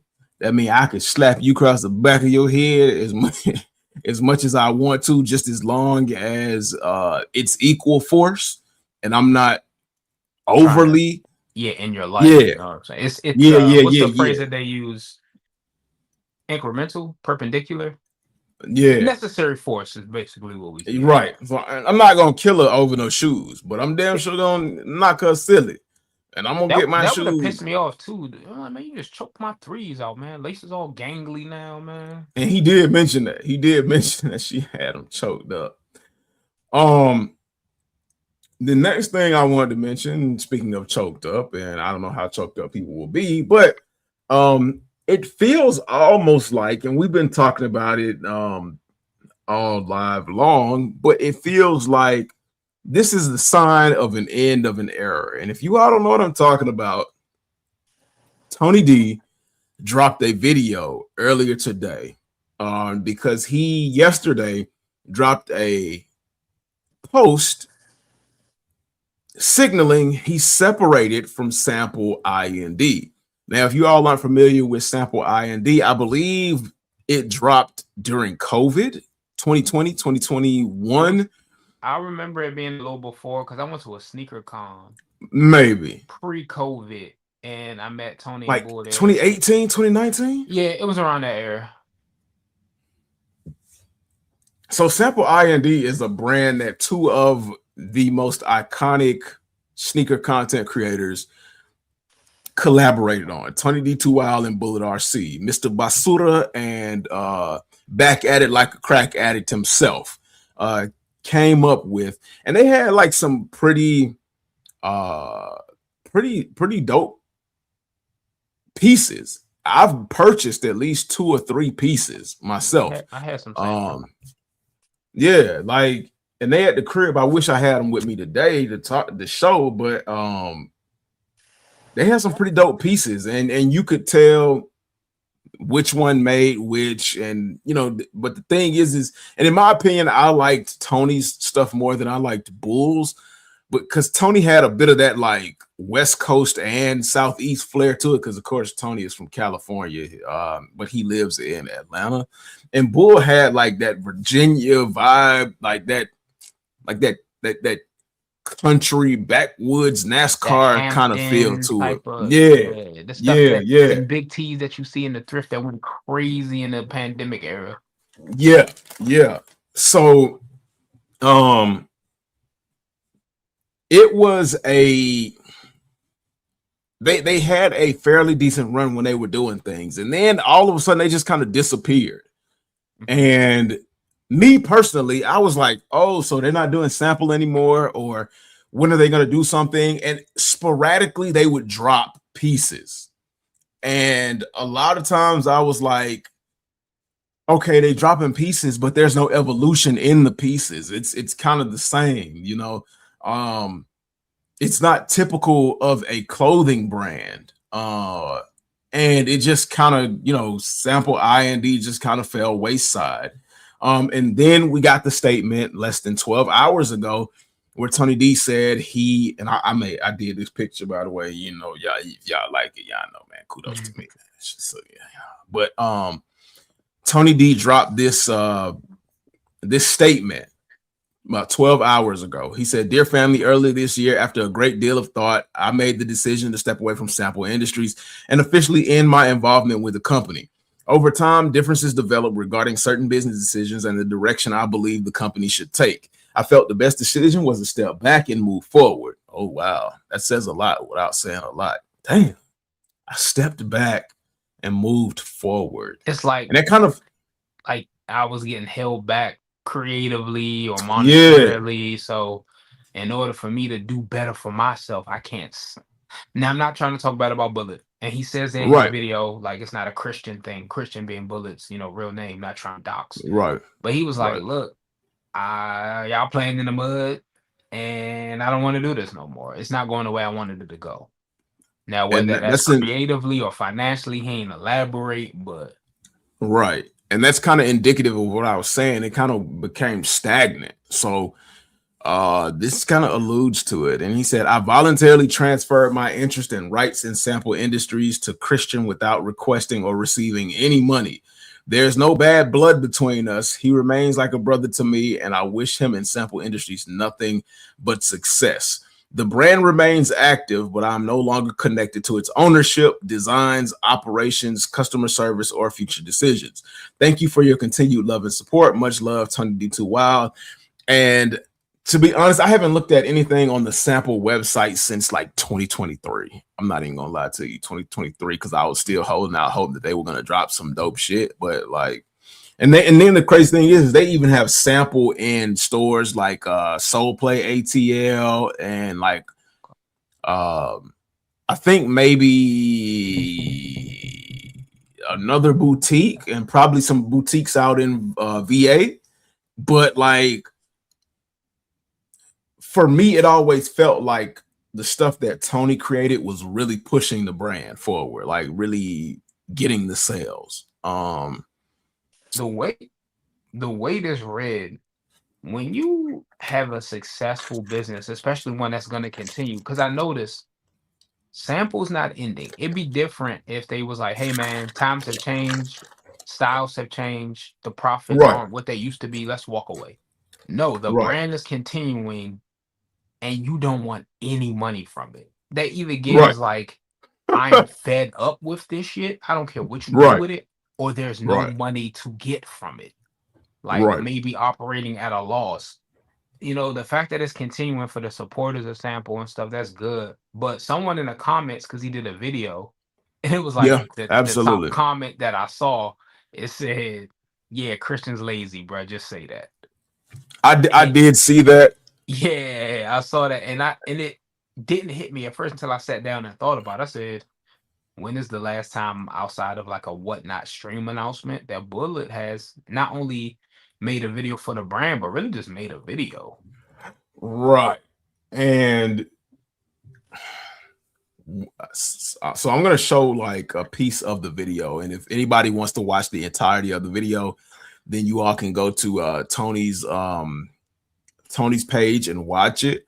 But to people saying that Kristen was lazy, I don't know if it's him lazy. I think it's something else going on, because I think it's just a shift in life, man. Like we a talked about couple of, sneaker media changing. He's got kids, man. Like we don't know what he's got going on. but you know, I believe it was before that though, because a couple of years ago, because Bull hasn't done, I mean, now he's done videos, but he hadn't done videos like he was normally doing in over 5 years. And he took an extended period of time off from making content. And when he came back, the video that he came back with, he was saying that he was struggling with depression And his weight and stuff. Yeah, I do remember that video. his biggest issue was his weight and how he looked when he saw himself on camera and things like that. And when I say this is not to devalue or take anything away from his feelings of depression and things like that, because that's a serious thing. Very. But from outside looking in, and from how I treat myself on a day-to-day basis, because we're all going through things, I feel like, you know, well, I don't feel, but I view the things that I'm going through as something serious, but we cannot let that hinder us from doing the things that we know we need to be doing. Now, making videos about sneakers is not something that we need to be doing. So I'm more so speaking towards, you know, the disdain for the weight that he has put on and things like that. But to your point and to his lifestyle, bro, I'm not saying you gotta do this, but that, like, we do this for fun, to link up, to entertain the people that support us. Right. Man, he was paying his mortgage with that. Like, you can argue, yeah, bro, you need to do this. Like, you and I just can't have a day where we look in the mirror and go, man, I ain't looking the best. I ain't going to work today. We can't. Right. Not unless we want to be homeless. And that's where I'm gonna push to. So like the thing is, and let me do it like this. So the thing is I get that you know, he's depressed and things like that. But YouTube made him a self-sustained business. He was his own boss, and you've got a lot of time on your hands. So you had a lot of opportunity to get yourself a trainer, learn better ways to diet, you know, meal prep, things like that. I understand you had a kid, and then you had another kid, but in between that time, you were still gaining weight, and you were still unhappy with yourself. As a man, you are a leader. You are expected to be a leader as a man, and you have to step up and do the right things in order to lead. You have to make better choices. And like I said, that is not downplaying any feelings of depression that he has, because, being where I am, I can understand. But every day when I get up and I feel like, hey, a lot of stuff is weighing on my shoulders and I just want to just lay down all day, I tell myself, you know what? You're leading your household. there are people that depend on you. You depend on yourself. There are certain things that you have to do in order to get things done. Get your ass up, because I could easily be depressed and lay down all day and just, fuck life away or whatever you want to say, but I get my ass up. And at some point, I hope Bull just gets to a point where he feels that type of energy, where he just says, you got 2 boys. You want to be a better example. You can't sit and be depressed for the rest of your fucking life. Get your ass up and, work. And I can't say this enough. This is not me putting him down or anything like that. But like, I can see that depression affecting his content, affecting, the things that he does, affecting sample, and it gradually pushing to this point of Tony just being like, okay, you know what? I got to wipe my hands of this. I can't keep doing this. Yeah, to that point, Tony being a human on his own right, he had a child, he has a wife, he built and renovated his crib. He saw the put same on weight. He lost weight. Yep, he saw the same titanic shift in a platform that he thought was not gonna pop the way it did. You know what I'm saying? Like, I know in 2020, 2021, if somebody told him grails worth thousands of dollars could be had on the aftermarket at retail or under, and sample parachute pants wouldn't be the hottest thing in the streets because the Y2K baggy aesthetic is back. Right. Don't forget their sneaker cleaning business they had with Kais, their sneaker cleaning product. That was right there on the forefront of my mind. I think it's called Pure.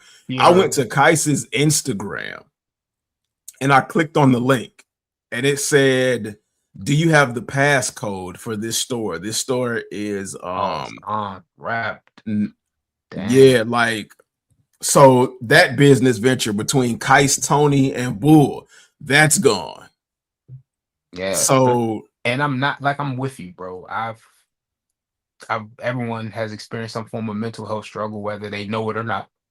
Right. Trauma is natural. You're born into trauma. That's literally how you're born.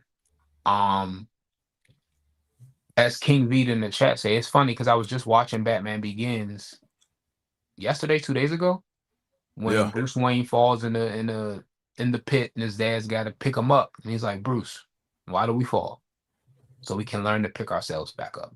Like, not trying to say Tony is a better or stronger or more capable man, because everyone's struggle is different, but you do see a difference between, because Tony even admitted, hey, my content is going to shift. I'm selling a lot of my collection.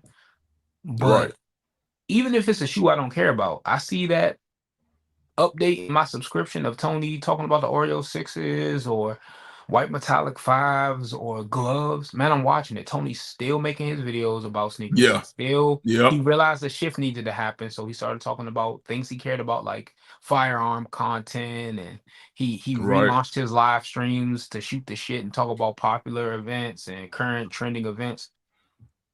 So, like, that's what I hope to see from Bull, long story short. Whether it's in front of the camera, behind the camera, I would like to end the day knowing that even if he gracefully goes, hey, man, it's been a wild ride with Sample, I'd rather hear him formally go, one last hurrah, one last, warehouse sale, and, I'm going to be all right. The kids are all right. And if he's still with Anna, is all right. And if he makes videos still, like, because he was big in the game and content, he also was hanging out with Tony when it came to, the firearm content. And Bullet has a clean production, good visuals, solid audio, incredible voice. Like, bro, you could be whatever you want to be in this space. You've got the allocades of years of content creation behind you. You know what I'm saying? So but you know what?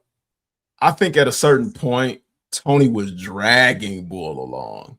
When it came to seeing Bull in those firearm videos, I think at that point, Bull had completely shut down and Tony was just being a friend, trying to get him back on his feet, trying to get him back out there, trying to get him to rehash that excited feeling he had. And I think at that time, Bull was and is just in a space where things for him were mentally just unraveling at an exponential pace that he just couldn't and can't keep up with.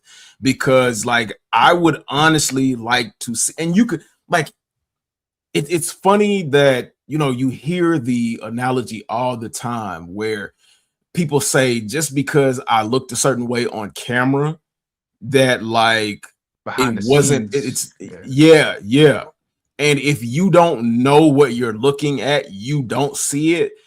But given that I do content and things like that, even when Bull would come back and drop some of those videos, heat or hype and stuff like that, it even though the videos were great, like it just did not feel like he was there. It just felt like he was somewhere else. And for Bull, I just want Bull to get to a place where he can be honest, he can get healthy mentally as well as physically, and then whatever he decides to do from there, it just be the best thing for him, whether it's shoes and YouTube or something completely different. Because I don't know what his money looks like now at this point, and I mean, I'm not a pocket watcher or anything, but not producing any content in the manner in which he hasn't, like, unless he's got other ventures outside of YouTube and sample things like that that we can see of, there is no way he can be footing his lifestyle, because he had just bought a home, he had just had his second son, he had just bought the BMW SUV. I think it was like an X3 or something like that. Like he had just bought a lot of things at the point when he just kind of stepped aside from social media. Yeah, it was like to your point, and I'm not saying it's easy because like we said, Bull's creative vision is not something anybody could pick up a camera and a computer and do. Right. But yeah, the biggest indicator for me, because at that point I was accustomed to not seeing a review of every major sneaker release. I didn't even want that from Bull, because or any content creator who doesn't have a brand deal or something, because it's unrealistic. One, I don't care about every release like I did when I was a kid. And two, they got to get the shoe. Then you got to be relevant. So you got to get it relatively early so the video could be out around the release slightly before. Then you have to, do your talking points, give your opinion. If it's a branded video, you got to watch what you say. Then Bull had the craziest on feats on the game. He's got 7, 8, 9, 10 pair of pants, both laces in. So like when he did that for a major shoe, I appreciated it. But even if it was just a chill vlog with him going around the 757 picking up releases, even if it wasn't for content, even if it was personal things like vintage clothing or the heat or hype. The heat or hype I thought was gonna be his and a lot of other people's big ticket, because Seth Fowler does a monthly recap, because it's you. And the limits to that content is how much you want to invest. You could look at anything from a Dorenbecker to an Off-White to a high fashion collab with Hellstar Balenciaga, because it's just talking. It's giving opinions. It's maybe, hey, I'll cop, maybe I won't. You don't got to go out and get it. But when I started noticing, the heater hypes dying down, and when his character of Basura Bull, which requires a lot of energy to put out, was like not showing up, and he was drinking that alcohol, I was just like, yo, man, it was like watching LeBron turn 40. He's still the man. You're gonna watch him when he take the court. But like early LeBron career, people used to wonder, was he on roids, because he would never have injuries. And then last couple years he been having groin issues and been sitting out, and you're going, wow, like, okay, I'm watching this in real time. You know what I'm saying? Right. I was never a big Kais fan. Nah. But Kais kind of was like, because he never started in sneakers. So he's went from one thing, he transitioned to sneakers, and respectfully, he realized it's time to go. I'll still do sneakers every once in a while, because he don't want to look like a complete grifter. He don't want to abandon his audience to help him get that nice house and put him where he is now. But I noticed he'll make a food vlog. Like he came to the city, came to DC for a sneaker release, the GT Future debut colorway.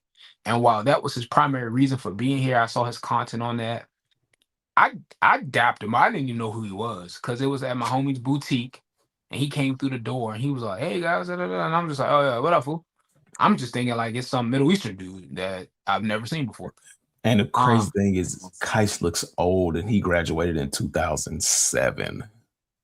Well, he's still older than me, so I can't say he look old because then I'm old. But yeah, but I noticed the rest of his content on that trip was sightseeing and food stuff, which not gonna lie, for what it was, thought it was relatively entertaining. I'm like, oh man, I know where that at. Yeah, I know where that's at. Don't blow it up too bad because I ain't trying to have right. everyone. But no, it was that shift. You know what I'm saying? And I respect him stepping away from pure and private. They probably was like, look here, the big companies not pushing their stuff out anymore, like Crep and Right. Rejuvenator. So our little small scale thing could only go for so long. So let's just pack this up and continue to be friends. Get while the getting's good. When it's public like this, with the sample announcement, the speculation comes and the what ifs and all that. But like we'll you said, talk about Rejuvenator because I don't fuck with Rejuvenator anymore. But bro, I don't. To be honest, man, with the amount of sneakers I have and the fact that I got a bristle brush, soap and water, and I'm not ruffling my shoes, I don't know the last time I purchased like an actual this is for sneaker cleaner, bro. Like a lot of times I use car maintenance stuff, Armor All stuff. I found some shit that I'm gonna tell you about. I'm gonna send it to you in the DMs. I found some shit. I'm gonna test it out, and if it do what I think it's gonna do, man, I'm gonna have to drop a video for it. But bad coming. Yeah. But I'm gonna play some of Tony D's video about the departure from sample, and we'll try to dissect it a little bit. Industries. Yeah, I know. I was never expecting to Let me see if I go say those words or even be dropping a video like this, right? But this is something that cannot be private because the company itself is not a private company. The details and deep and all that can be private, but it is worth me making a video about it to my audience, to Sample's audience, and to people that watch me and Bull. Like, you deserve to at least know this so that you can just know that, right? Trying to think of the word. And on like business decisions that were going on, that there were some disagreements on over time, and it got to a point where I just felt like it was best for me then to step down. Yeah, I mean, I just wanted to be very transparent with you guys because I think you guys deserve it. I think a lot more content moving forward is going to be transparent and me being me getting back to my roots of who I am no longer with Sample Industries. Yeah, I know. I was never expecting to say those words. And so I took a 60-second snippet, and it's an 8-minute long video. But out of that 8 minutes, those were the most impactful things that I pulled from that video. Where he says there were some disagreements about the direction. I'm gonna get back to being myself, as if he was held back in some kind of way. And I'm gonna be more open, as if he had to lie about things that were going on with certain things. So this feels like, although it is mainly about Sample, this feels like it stretches into like his own personal content. And I don't know if it's his partnerships that he has going on that he's also kind of feeling things about, and Sample was a part of some of those problems, and Sample was just the easiest one for the time being that he could what's the word, throw off or shed. That's the word. Sample was one of those things that he could quickly shed, but like anybody who wants to see that video, that video tells a lot in such a short period of time. And you can look at him that it bothers him, and there's a lot of hurt with Tony going on in this video, and like he just wants to say more, to be honest with the viewership, but that he doesn't want to say too much to still be a good friend to Bull. And it's a tough position to be in. I can absolutely imagine it's a tough position for Tony to be in, which is why he just said, you can take the company. You don't have to buy me out. None of that. You can just take it. And for a lot of people to just say, take the company, don't buy me out, that's powerful. You don't understand. Yeah, you don't understand how unorthodox that is. Because most people are asking or telling people they have to buy them out. Especially with the company not being dissolved. Like, it's still got plans for the future. We don't know how Christian and future associates will run it, but let's say things go as well as Tony is hoping that they go for them in the future. That means more sales, more profit, and you were a creative vision and establisher of that, to the point where you had to make a video formally announcing you're not a part of it because people were still hitting them up about orders and the next drop. So can you imagine something that you created, for whatever reason you had to step away from it, and it's still making money, and for you to be like, I don't want any of it?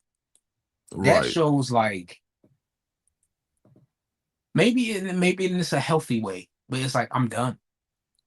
I'm just done. Like, I know I'm not the richest man on earth, and I value the effort and time I put into stuff. If I left 12 Hub and 12 Hub got picked up by Spotify, and retroactively they picked up all our old content, which I am in, bro, I'm knocking on the door for a piece of the pie. I want my bag. Like, now, if they call themselves the Hub of 12 Network and none of the old episodes are listed, and they reference me as our former colleague, they never say Kari, hey, I stepped away, I left the table while it was hot, that's on me. But it's not being like, he's on the website. It's like, that's him right there. So he's still on the website. So for him to leave, and somebody might mistakenly, like he said in his video, spoiler alert for those who haven't seen it, he made this announcement so people won't want to support Tony and go, man, I want to support Tony, let me go buy Sample. He's like, no, still buy Sample if you like it, but I don't want you buying it thinking it's supporting me, because I am no longer with the company. And all this oversized stuff, lame shit, vintage shit, that's bull. That's 100% bull. How they got away with these Air Force Ones is, were you there when they dropped those? I remember the controversy. I was in their live stream when they were arguing with DJ Dales about their shit. I think that's who they were talking to. It was going crazy, bro. That was in that Warren Lotus, Cool Kai, support a black man era, man. And I'm just like, look, I will support a black man until the sun extinguishes. But and how they able to do these Grateful Dead socks, beyond me. It's a lot of stipulations when they do logo rips, because sometimes I look at some of Supreme stuff, and I think the only reason brands like Supreme get away with it, one, their legal team is crazy, and two, if you're a brand that's getting your logo ripped by Supreme, you low-key kind of feel a certain way, because you're like, yo, Supreme is noticing us. That's gonna, when Supreme's initial run on Thursday sells out and people want either the real deal inspiration or something that looks like the Supreme one, they're gonna come to us. I would love for Supreme to rip our logo. Shit, yeah. So people can do the knowledge, find out where we are. Yeah, Supreme, go ahead, rip that fool. Put a box logo over it. Collab with us. Talk to us. We here. So yeah, this is like the extent of the current website now. Based off Like, Tony's style, I think the only thing on here that I see that was him was those slouch socks. yeah. It's a slouch sock wearing MF. Now this right here, this Sherpa pullover, that was Tony. That's kind of cool. I like that. I got that shit. That shit is crazy. I bought it when it dropped. That shit is crazy. And then Tony did a koi fish bomber jacket. Insane. And then I think Tony did these shorts right here. But the other two joints, that's bull. That's bullshit. I think Tony might have did these right here though too, but that's bullshit right there. No pun intended. That is bullshit. Yuck. And then all the rest of this is shit that bull did. Yeah, it's given 2020, 2021 rude aesthetic. Yeah.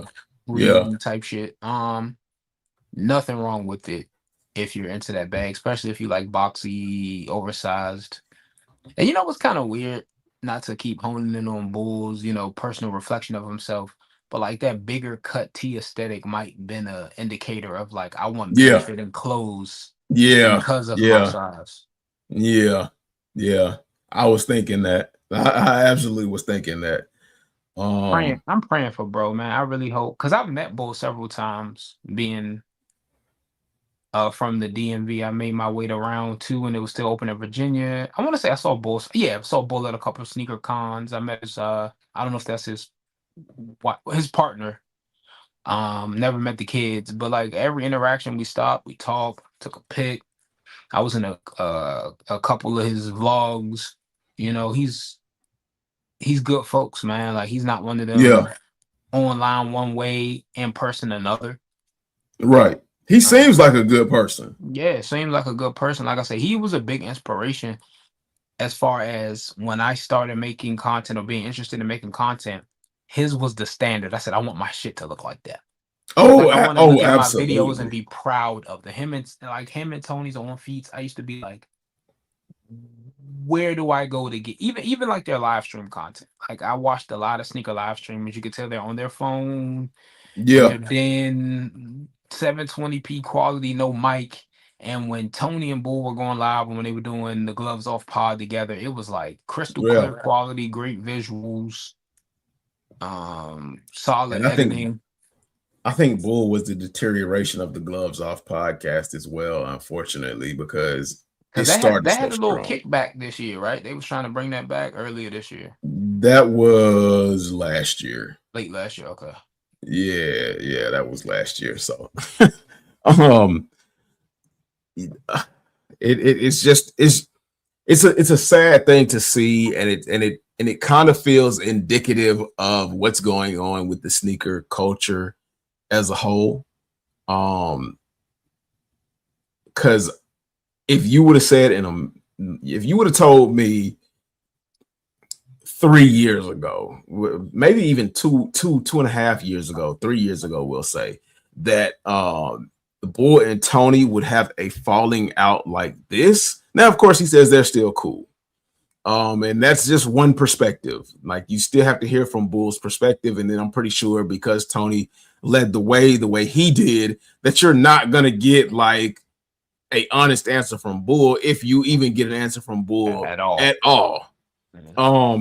But to see a fallout like that is crazy, because in the post I called them the dynamic duo, because they were literally the dynamic duo of early sneaker influencers. They led the way. They built they built the lane for Kais Omar, for Harrison Neville. Tony definitely built Harrison Neville. Definitely. That influence of them being in the same city is definitely felt. Yeah, Mr. Skinny. Like Tony helped Mr. Skinny was employed by Tony at one point in time.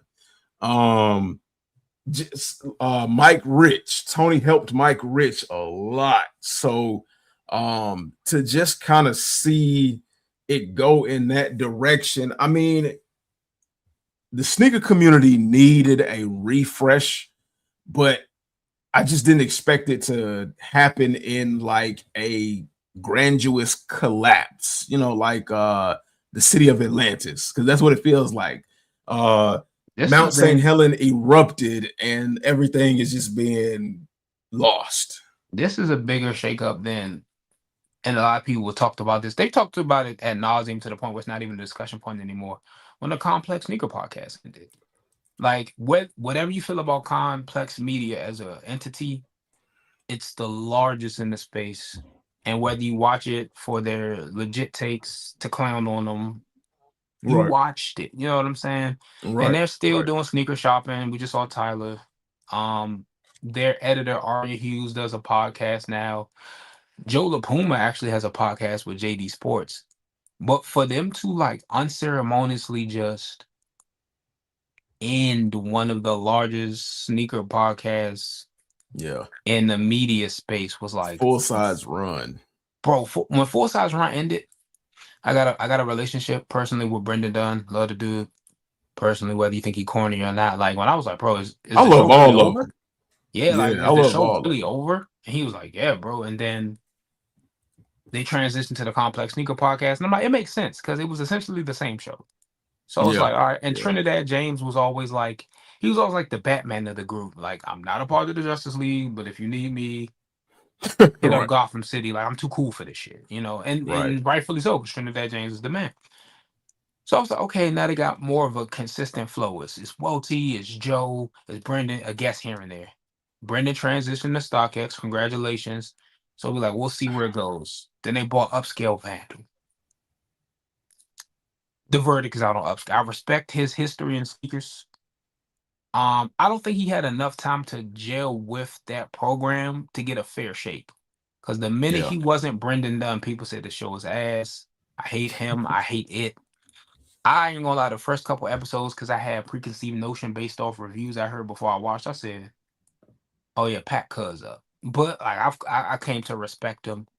But the comments were vicious. Sneaker media changed. Complex, I think they switched owners, and after that, boom, they didn't even do a farewell episode. They didn't have a hey, last episode was our last episode. Next week will be our it was just like, yeah, whatever. And for Joe to start another sneaker podcast, I was like, bro, could you at least have started this one off with this is the new Complex Sneaker Podcast, or rest in peace to Complex Sneakers Podcast?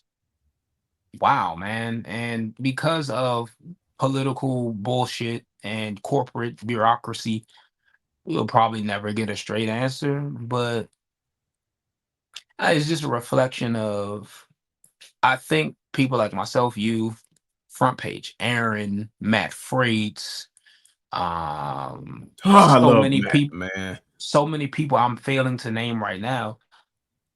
It's a changing of the guard, man. Like it's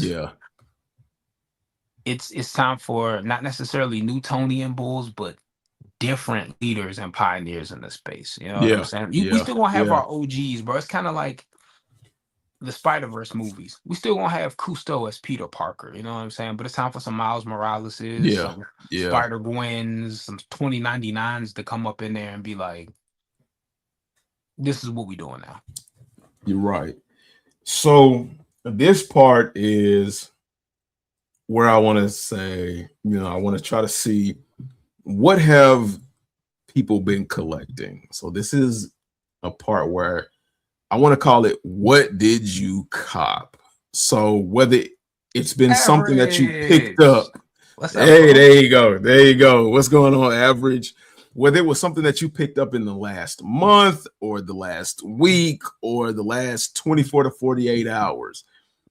What was the most recent pickup that you've purchased? Okay.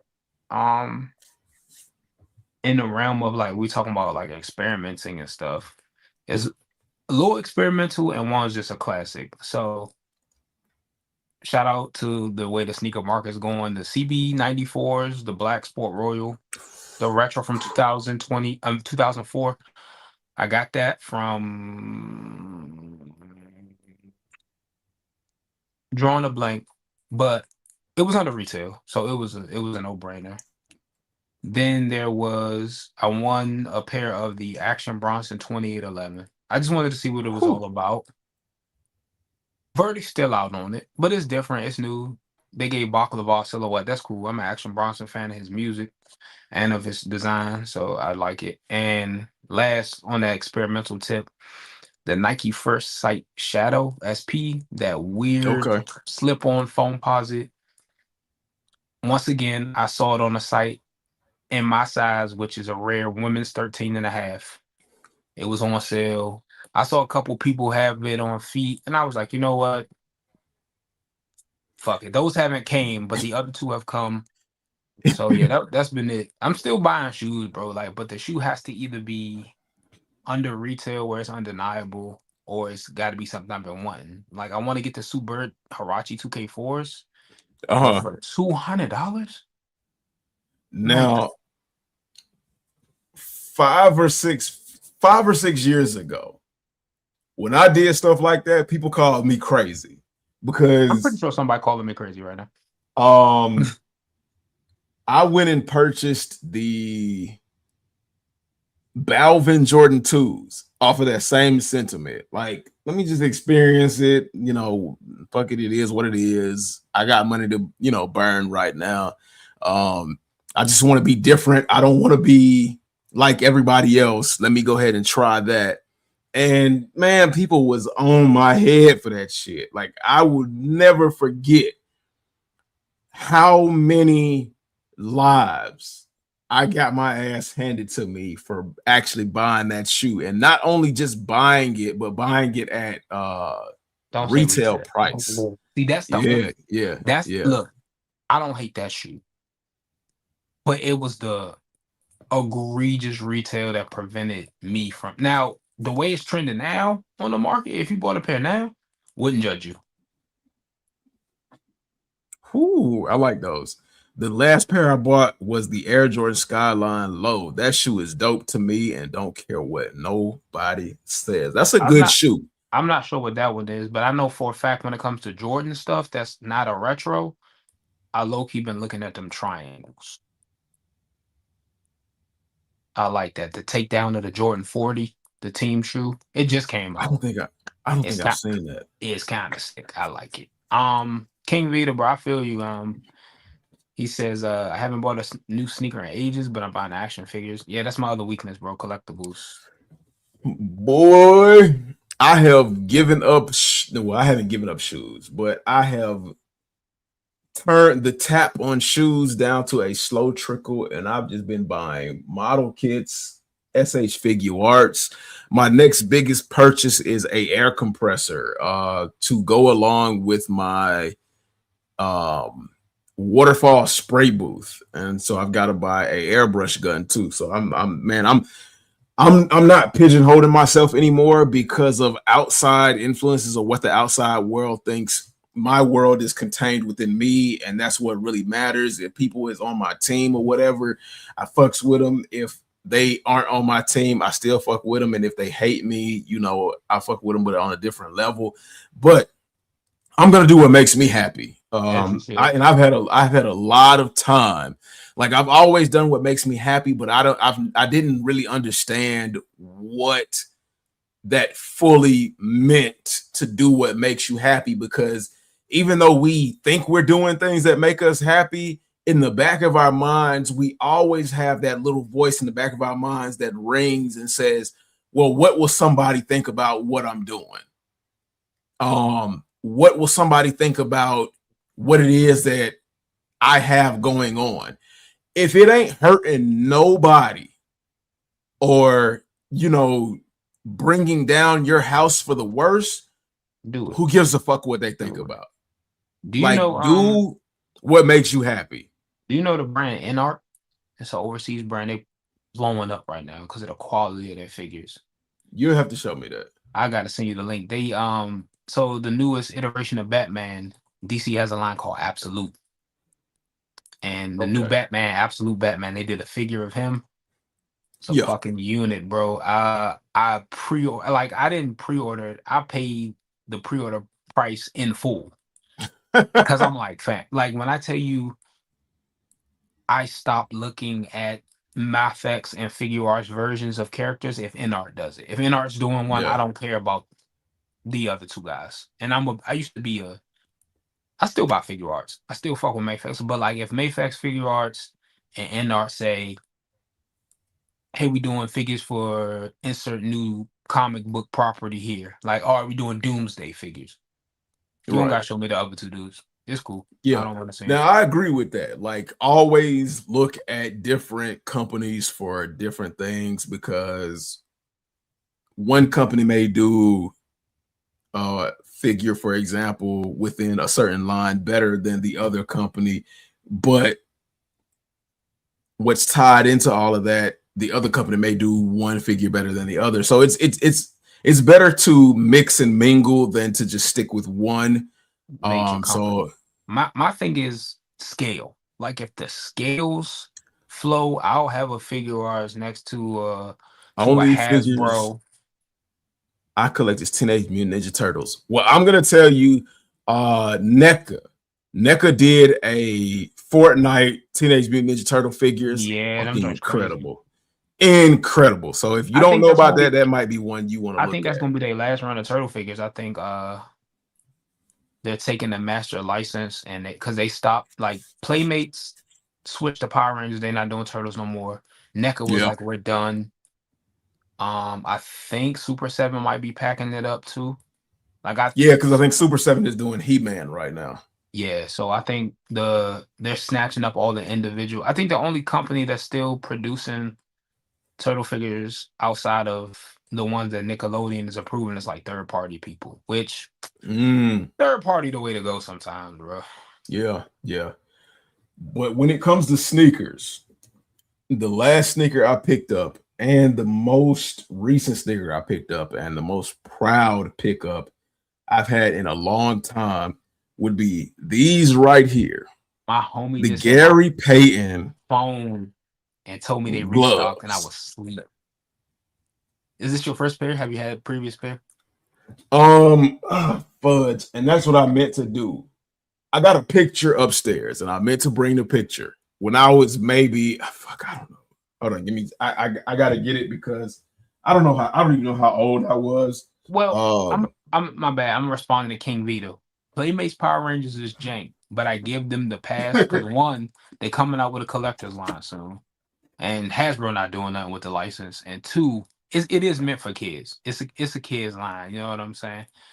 I don't collect it because I know it's for kids and I know it's not the quality that I would want. But I have heard of D Arts. I had a D Arts War Greymon, Metal Garurumon, and Omegamon from Digimon or War Games.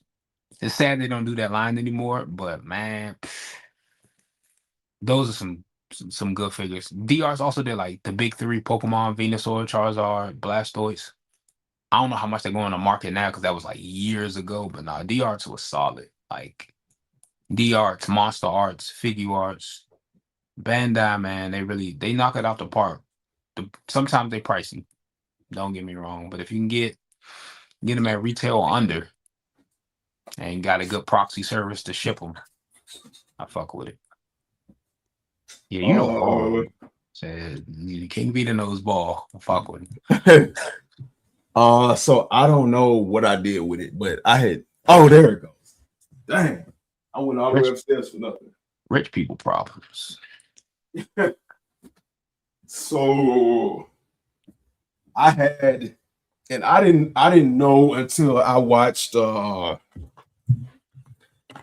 Sneaker God Dre's video, but I had the discounted version as a kid. Let me see if I can, or the cheaper version when I was a kid.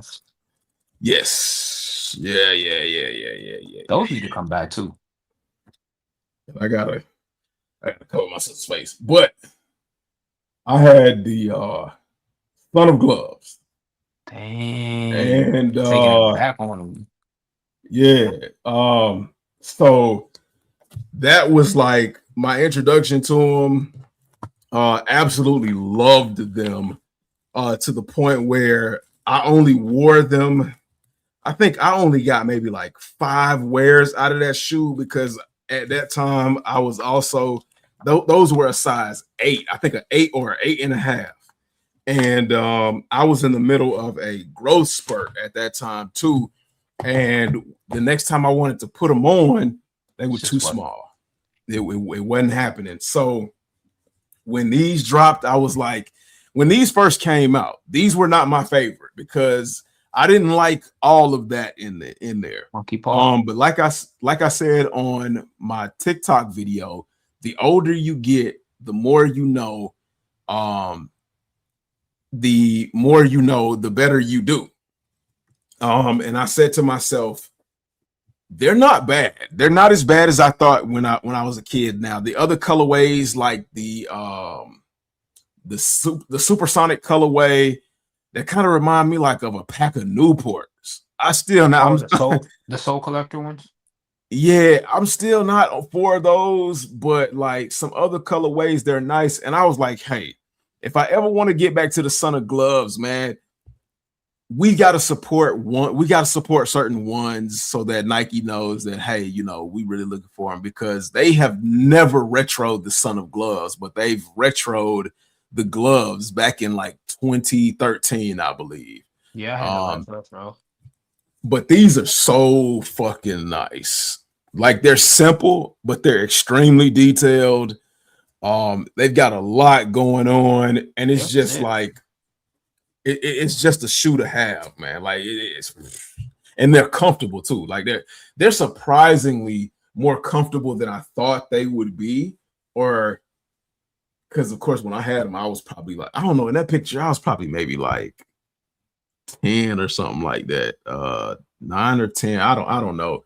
But I will say they're not summertime shoes. No, hell no. They're definitely like court only fall time shoes. If you wearing them for casual use, if you're not wearing them in the fall or winter time, yeah. And that's how I used to wear them. I used to wear them unzipped. Now, when people be peeling them down like bananas so you can see it, nah, that's too much, man. Just let it naturally fall, man. Just let it naturally fall. We used to make fun of kids. We used to look at kids crazy if their gloves were zipped up. We used to be like, man. It's like when someone who's not used to certain things, like let's say their dad just got a new job, but they did real well on their report card, so they go, son. And then they don't even have to necessarily be a money thing, you know, because certain people I knew had money, but their parents was not investing in Nike shoes because they was like, you just need shoes. Sometimes they had such good quality shoes, they would dwarf the price of our Nikes. But they were like Buster Brown, Doc Martin, Cole Haan, like, bro, you're a nerd. Right. But like, that's the type of shoe that kid gets. And he's like, am I supposed to wear them like this? And before the bus come, you'd be like, hey, bro, go ahead and unzip the joints, bro. But they come zipped. Yeah, but go ahead. Let me see them laces, fam. Right. They're going to kill you on the bus. They're going to kill you on the bus, dog. Yep. And I was definitely one of those kids. And as you can see in that photo, I had them zipped up. And that was because my mom made me do them. But when mom wasn't around, I almost was going to bet you, bro, I can't blame you because your mama probably made you. Yeah. But when mom wasn't around, because those shoes were so hot, because the Son of Gloves, both pair were all leather uppers, where this is like a neoprene material. Nylon. Yeah, the Son of Gloves were all leather uppers, and you talking about hot. Unbearably hot. It's kind of like modern day. Like if I see somebody wearing Shea 001 zipped up, I'm like, must be a hooper. Like I ain't gonna judge you, but I'm just like, okay.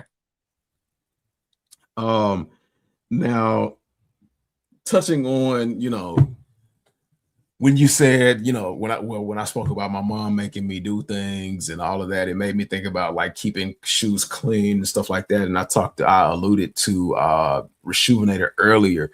Did you hear about what happened with Reshoevn8r? I haven't heard. Shit, I haven't heard nothing about them in a minute. So, first and foremost, I want to make it clear that this is not a thing of hatred.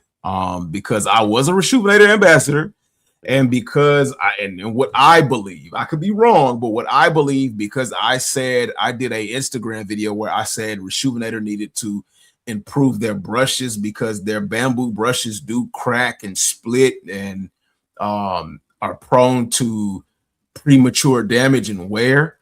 After I made that video, coincidentally, there's not very many coincidences, but coincidentally, less than 12 hours after I made that video, thinking that I was being more helpful, giving ideas to Reshoevn8r to improve their already luxury brands, especially given the fact that you can't get a brush without paying $30 for it. I was thinking that I was helping them being an ambassador, and they canceled my ambassadorship. They were like, yeah, we're gonna not do this, but that doesn't mean you can't be an ambassador later on down the line, yada yada yada, whatever. So I'm not mad at them. From a company, they're like, we're not firing you. If there's more opportunities in the future, we'd love to have you back. But right. So I'm not mad at them for that. I'm stepping off for 1 second, but I can still hear you. Okay. Because even after that, I was still continuing to support and push Reshoevn8r products. I don't know how many people are familiar with the Shoe Dog podcast and 808 Kicks. They did a live podcast, and in that live podcast, they discussed Reshoevn8r.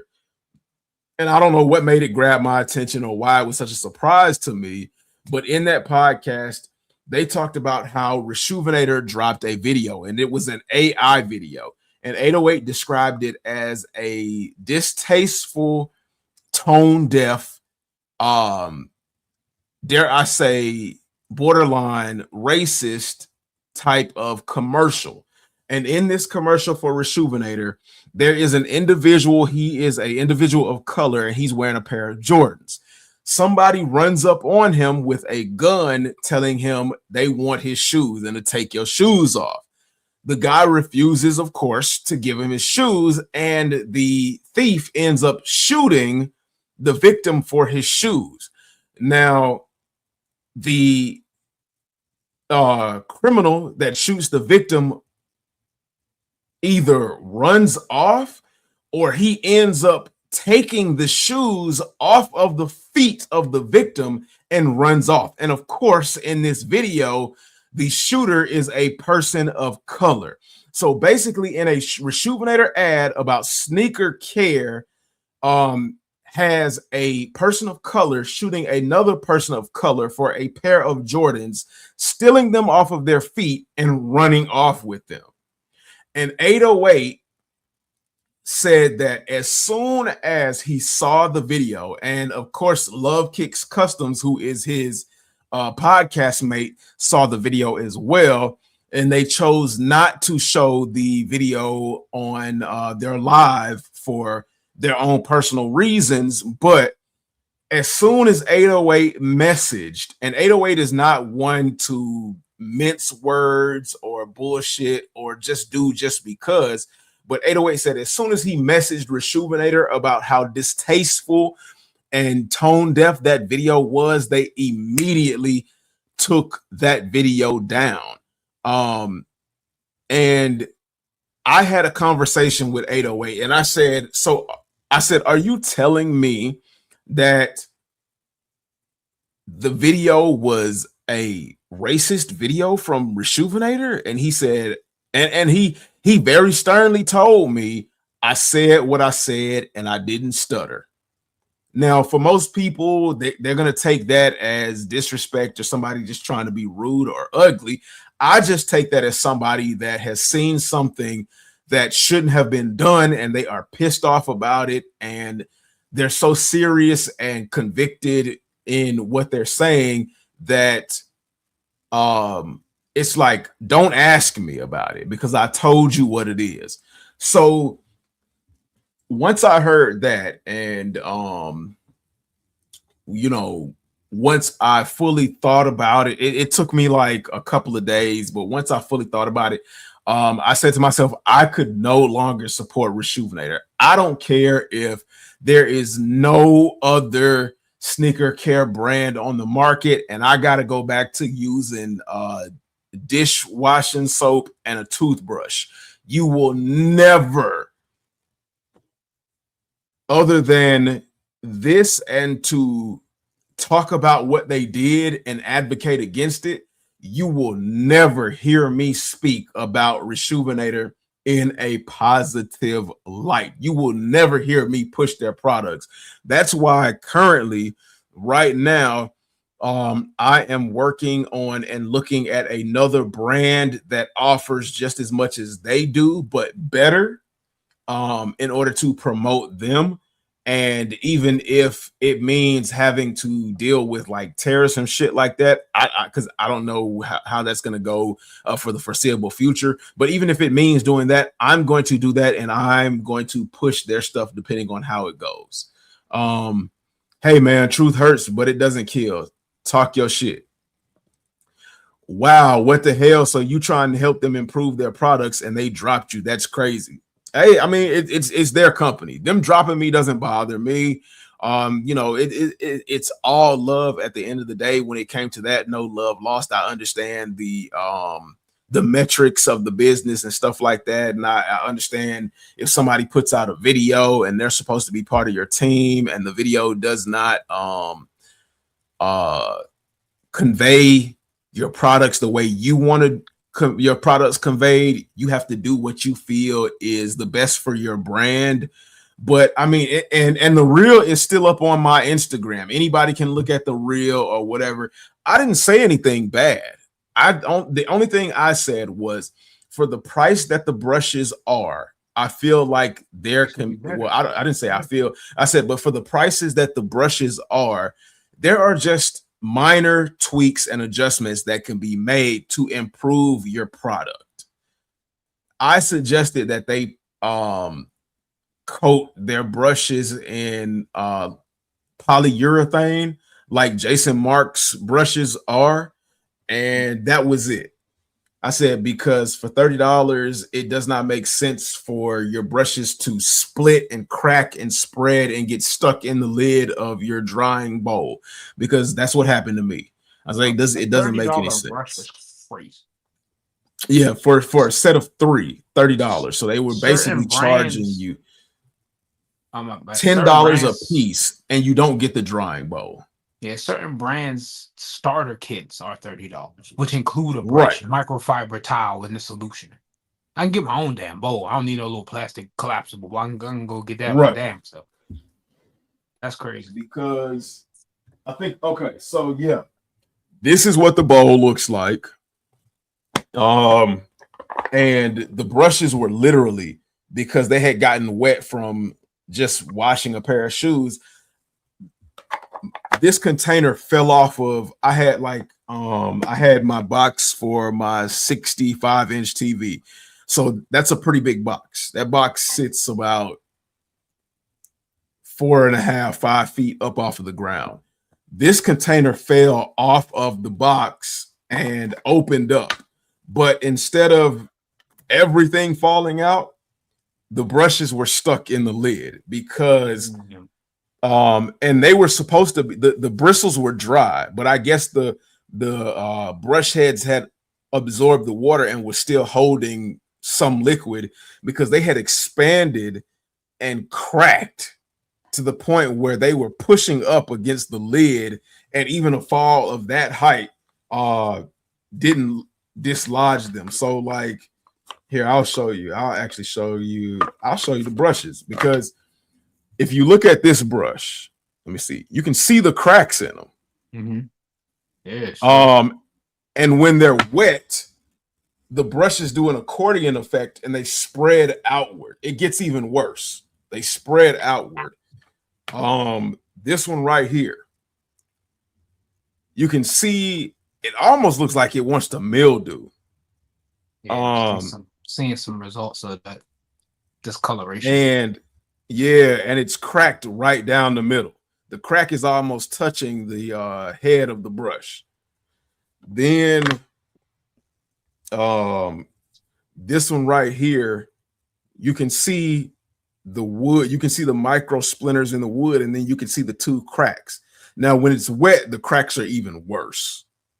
And my only suggestion was to coat the brush heads in a polyurethane to protect them from liquids so that you could still have the same luxury look of the brush, but not lose the structural integrity of the brush.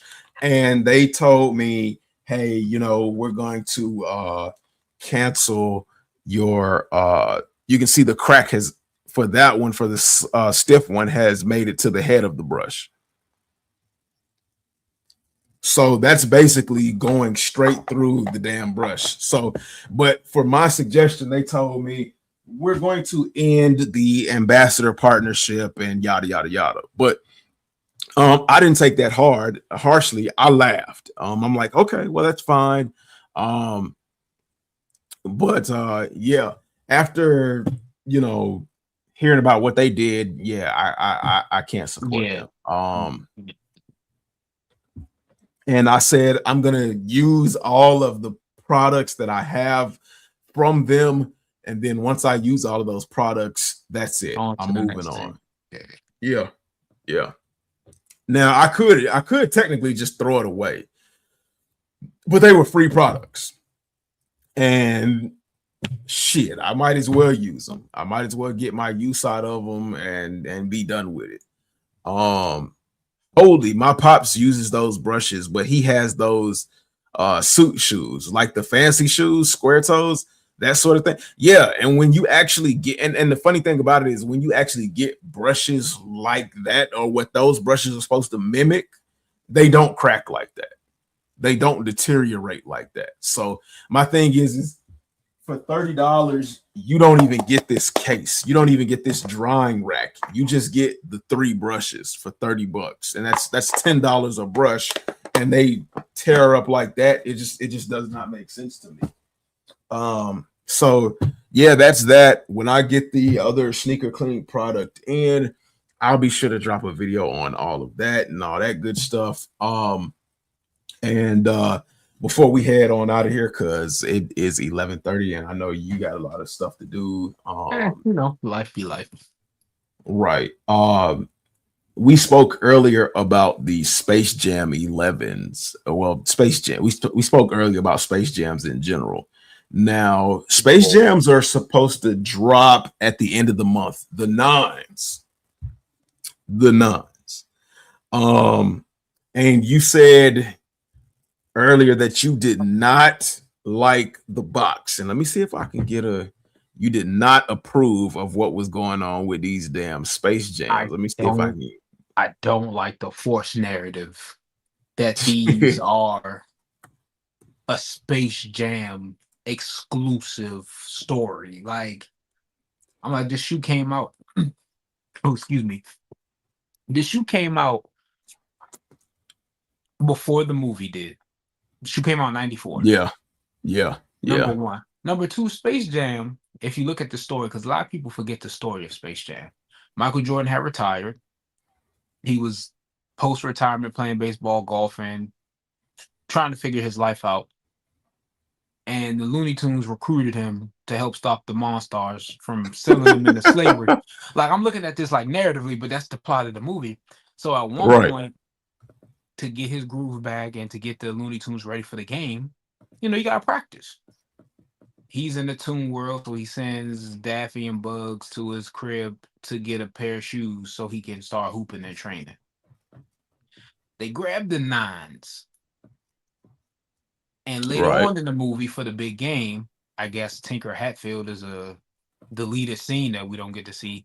He dons the 11s. Super awesome moment. Jaw dropped as a kid. Fantastic. But if we looking at Mike's career, and this is his return to basketball, where the fuck were the 10s? you're gonna promote the 11s because one, it's a better looking shoe. Two, the 11s was the shoe at the time in '96, and three, he lost in the 10s. They lost to Orlando in '95. Technically, no, he lost in the 11s because he switched to the 11s and then played the next concurrent season in them, if we're being technical. But like narratively, as a kid, I didn't pay attention. But I became a sneaker nerd, and I was all like, why didn't he practice in the 10s, but he practiced in the 9s? That's weird. But yeah, bro, I hate the fact that like they're trying to shoehorn this shoe as the Space Jam 9s because everyone in this chat, we got some age on this. You got some age on you. I ain't no spring chicken no more. Bro, these was never the Space Jam 9s. What the fuck are y'all doing, bro? Excuse me, why are y'all forcing this? These would sell well regardless. I mean, not well, because everything is sitting, but these would sell to me the same with an OG face box or whatever they're pushing now as they would with that box. Like anytime anyone bought these 9s, nobody was all like, oh yeah, the joint from Space Jam. Somebody might have made that correlation, but that's not what you lead with, dog. Yeah, so like watching the movie Space Jam, I'm not gonna lie to you. As a kid, I didn't remember shit about the shoes he had on his feet. Because they made a quick cameo. And even when they dropped in 2016, I didn't really understand how they correlated the 9s with the Space Jams, even though I know, yes, they made an appearance in the movie, but I don't know how they sat and said, okay, these are the Space Jam 9s. Like the and I said this earlier, and Aver said these might be the first retros I get this year. I said this earlier.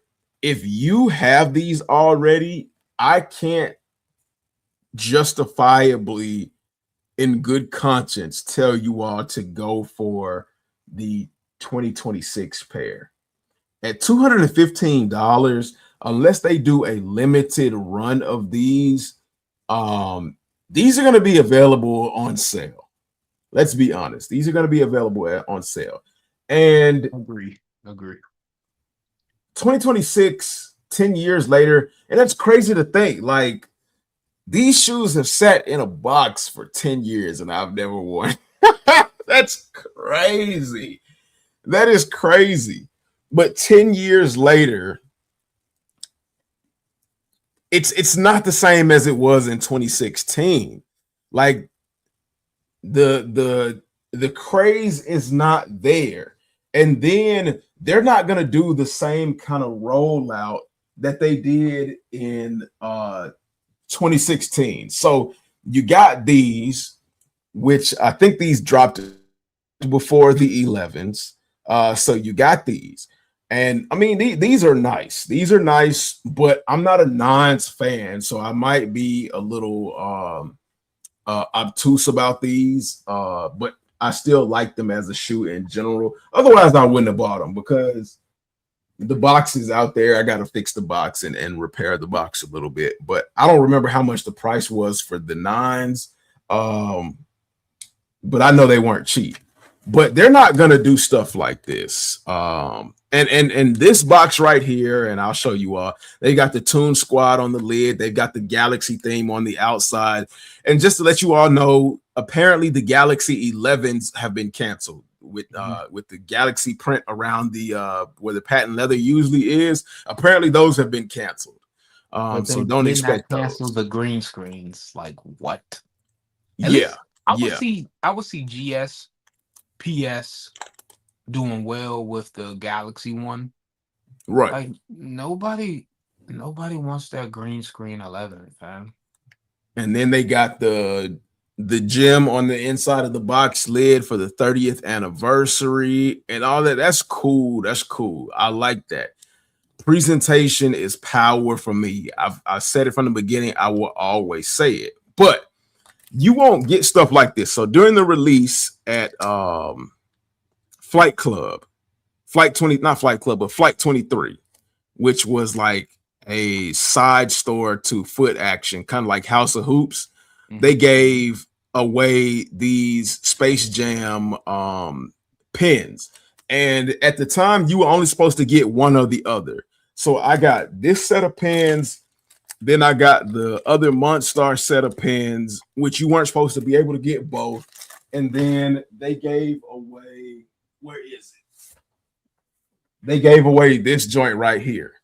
We're back. That's kind of cool. The Daily Jordan. And it's like a serious article. Now, I don't know what the article says because I ain't never opened up the paper. I didn't ever want to unfold it or nothing like that. I just wanted to keep it like it is.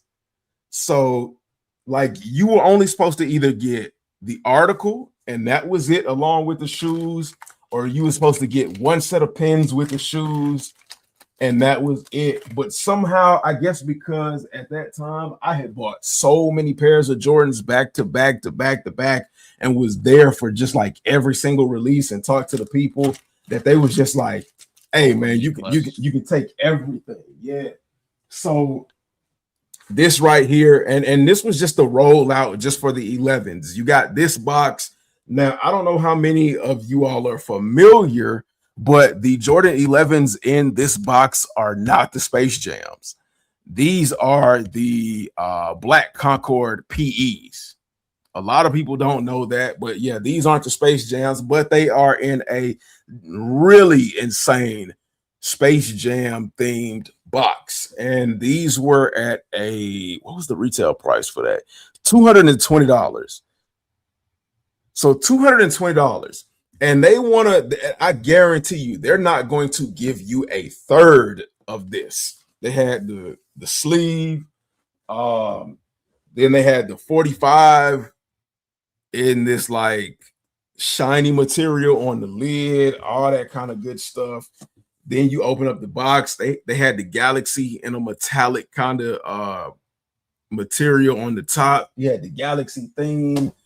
Then you had like the 11 plastic shield. Like, they really, for $220, they really gave you every damn thing. And then you had the black paper on the inside, just in case you forgot, 45. And after you went through that layer of paper, you had like another damn layer of paper. And I got like little hand towels in there to keep moisture out and absorb moisture. That's a little trick that a lot of people don't know about. But even the inside of the damn box was Galaxy themed. I don't know if you can see that, but it's got a Galaxy theme on the inside of the box. And that's just a whole lot of shit I got thrown on the floor before you even got to the shoe. And of course, these are DS2. But 45 on the back, Space Jams, and all of that for $220.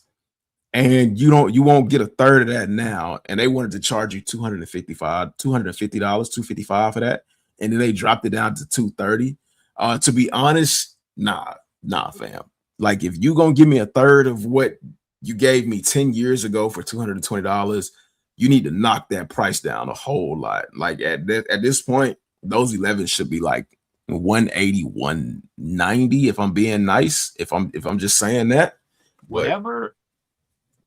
Like, if we're gonna charge $220 plus for an 11, whether you like them personally or not, that city pack that had the premium materials and the limited release, like that purple Mojave pair and yeah, the Houston Texas pair, I didn't aesthetically care for those shoes, but oh, when I yeah, saw them in absolutely person, not. I was like, okay, they're trying something different. They're using different Right. materials, which can't be Right. cheap. They had big rollouts and marketing for them. I can understand why it would be a different price point, you know. Right. When they did those god awful hyper adapter 11s, you know what I'm saying? I can understand why. crazy new tech that they're pushing. Right. When they even, let's look at a recent release of a shoe like Union LA, when they do a Jordan 1, you get that super high quality retro box. you get a myriad of different laces, you get elevated materials, you get special tissue paper. If you go to the releases in LA, they give you little freebies. You know what I'm saying? Like if I'm paying a Yeah. little extra, am I wearing any of that shit? Really? Is it all like fluff? Yes, but Yeah. Yeah. like Yeah. bro, make it worth my while. You know what I'm saying? Like, Absolutely. don't sell me something that, in your case, like look at you, you own a 2016 pair. So besides a Yeah. little sea glow treatment, if you're that vain about the bottom, Right. what am I getting different? A Jordan face Right. box? Right. Or And I could I'm sorry, honestly, the correct shade of blue right. as opposed to purple. You know what I'm saying? And I could honestly take a soul dye And and change that. re-dye the color back blue. Because of oxidation, of course, and all that shit. I could re-dye the soul back blue. Hey man, little Titan man, what's going on, fam? It's been forever and a day. Damn. The OG's coming out. Yeah, man. How you been, man? I remember you said you moved and you were moving. How did that move go, man? How have you been, man? How has life been treating you? But yeah, I said that if I bought the Space Jams that were getting ready to drop this year, it would only be for the simple fact that those are the Space Jams. And what's in the Space Jam box currently is not the Space Jams, but the Black Concord PEs. And I was like, I would probably switch out the boxes and put the Space Jams in the Space Jam box and then put the Black Concord PEs in the 2026 box. Yeah. just so it would make sense canon wise, you know what I'm saying? So but yeah, but I can't see myself paying $230 for it. Paying $230 for a box swap is crazy. What up, bro? How you been, man? Long time, fam. Yeah, like for just to swap out a pair of shoes, it's insane. So like I can't see myself paying that 230. And if I can't get them for cheaper than 230, then I'm okay with not getting them, because like I got the 2016 9s and the 2016 11s and they're still dead stock. Yeah. Hawks ATL, man, what's good? Any sneaker about to be 10 years old, they getting sold. Well, see, here's the funny thing. So yeah, 10 years old.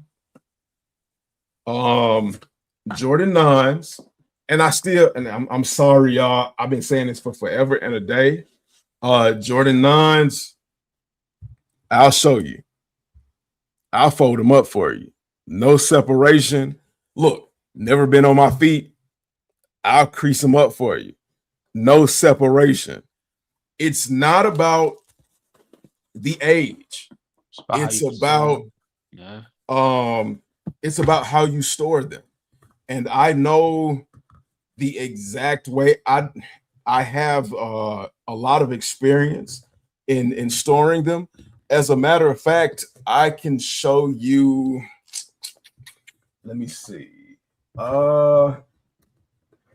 So I showed this one earlier, and this one I showed to Kari.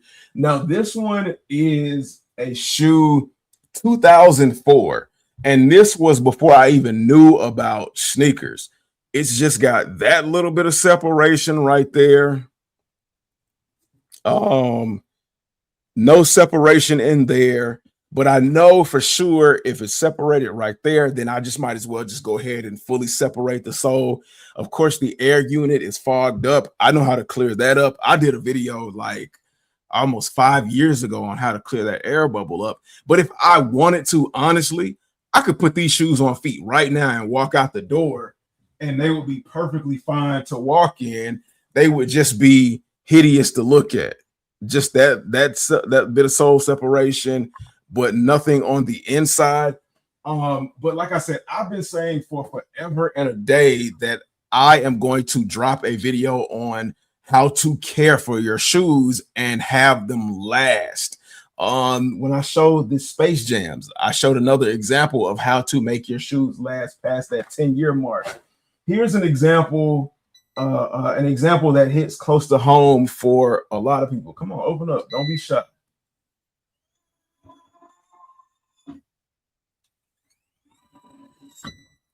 One of the most infamous pairs of Jordans within the last 5 years, the Off-White Air Jordan 5 Muslins. I also have I don't know if this is the Muslins, but I have the black pair as well. If you look at it, a lot of these are separating and crumbling. Look, I've done this 1,000 times. I've done this so many times on lives, on TikToks for people, folding it, no crumbling.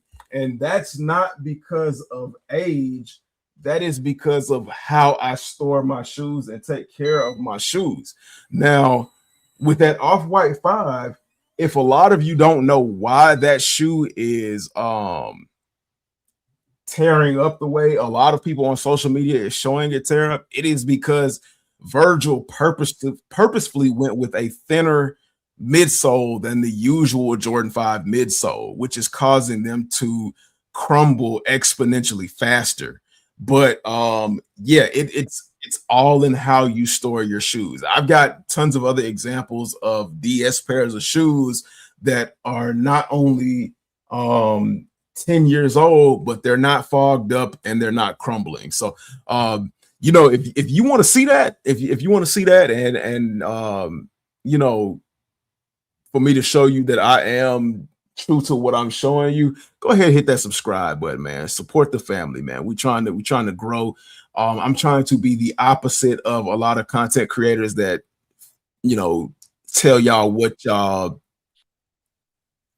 think y'all want to hear instead of what you all should be hearing and should be knowing, and not telling you all what big brands are telling, you know, me to tell you all. So and it all comes with making mistakes and experimenting and just, you know, just being in the community. But yeah, to your point, you can have shoes past 10 years old. I ain't taking that. Shoes from I'd rather have 2009.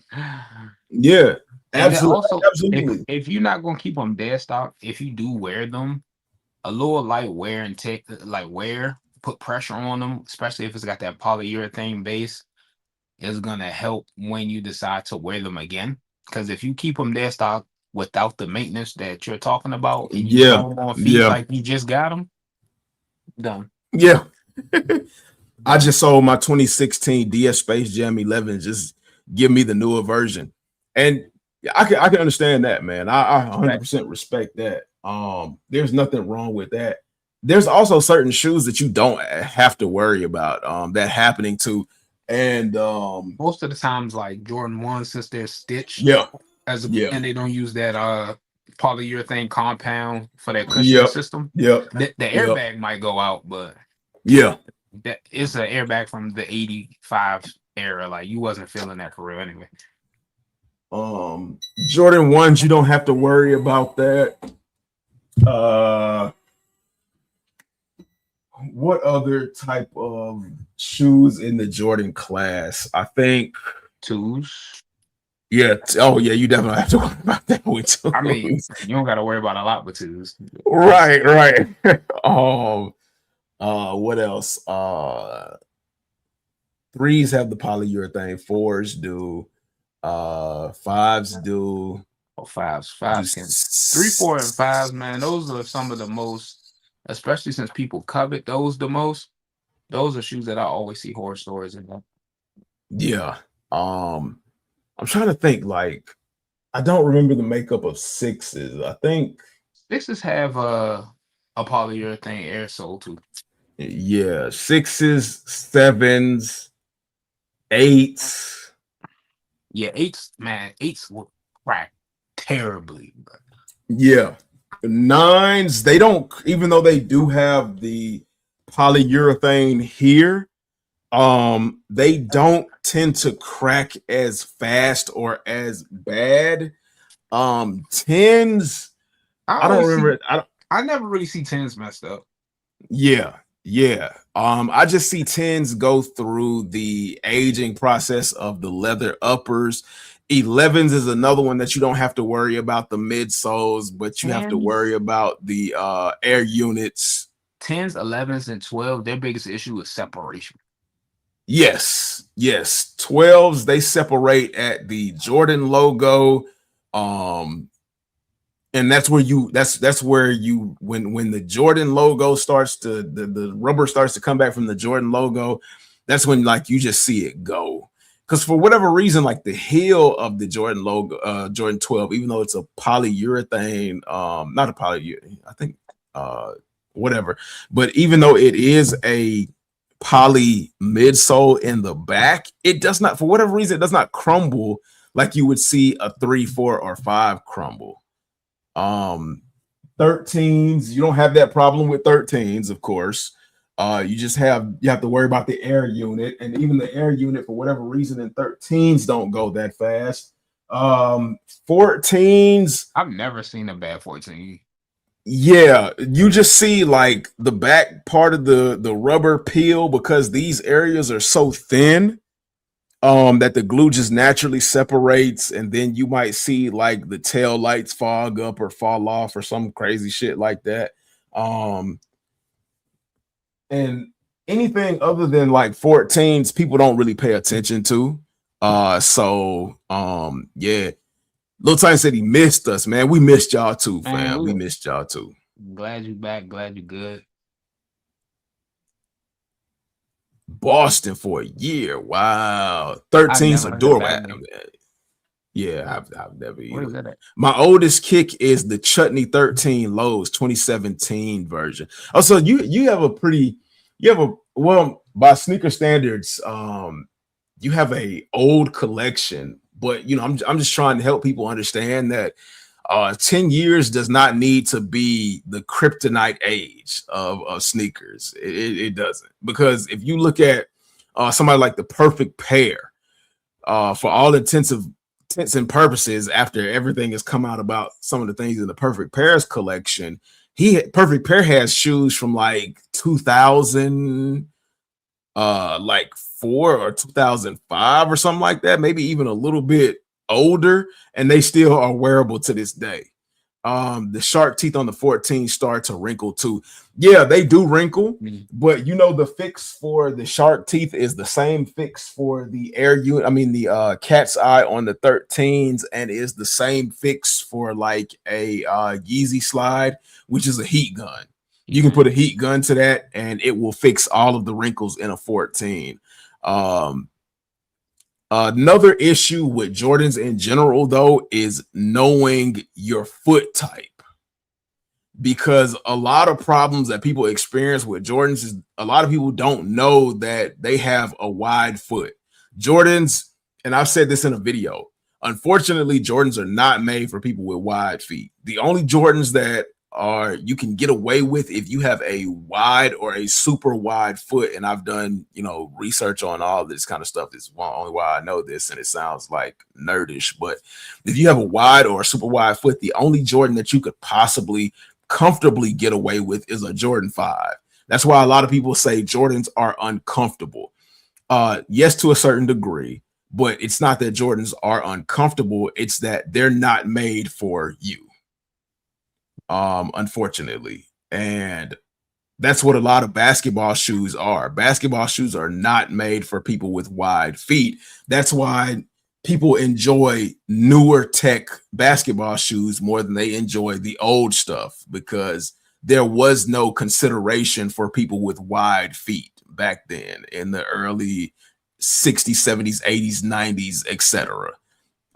So that's what that is. But I also try to teach people their foot types, their foot sizes, what to expect with each kind of Jordan silhouette, or each release that you may suggest to me, or each release that I may think is interesting.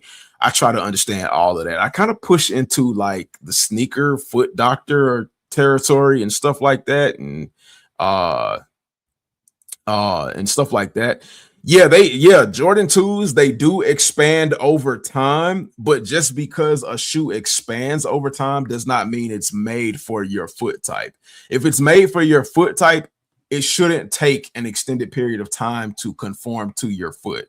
This is not like foam posits like what we talking about here, where foam posits are genuinely made as far as the insole to form to the structure of your foot based on heat and things like that. This is like Jordans we're talking about. The Jordan 2 dropped in what, like 86, 87, somewhere around there. They were not considering with the Jordan 2 the forming to your foot factor and the break-in factor. They were just saying it's a shoe, you put it on, you perform in it. We're doing this for Jordan, not the consumer. So that's a valid point, but you got to understand like your shoes. I'm telling you, you got to understand the shoes. Just a heads up, if you're gonna be live in October, specifically the 23rd through the 25th, I'm gonna be in TF Con. I might be able to make it probably. Okay, I don't even know what TF Con is. It's a Transformers convention. Oh. Once I know the newer version is coming out, I sell the older pair. I just did that with the up tempos, so I can't. Yeah, a lot of people do that, and it's that's not even that kind necessarily because of wear. It's just like I don't need two of these. Yeah, facts, and that can come with a gift and a curse. So you might get a newer pair and avoid like the 10-year death curse, but also you won't get the same quality.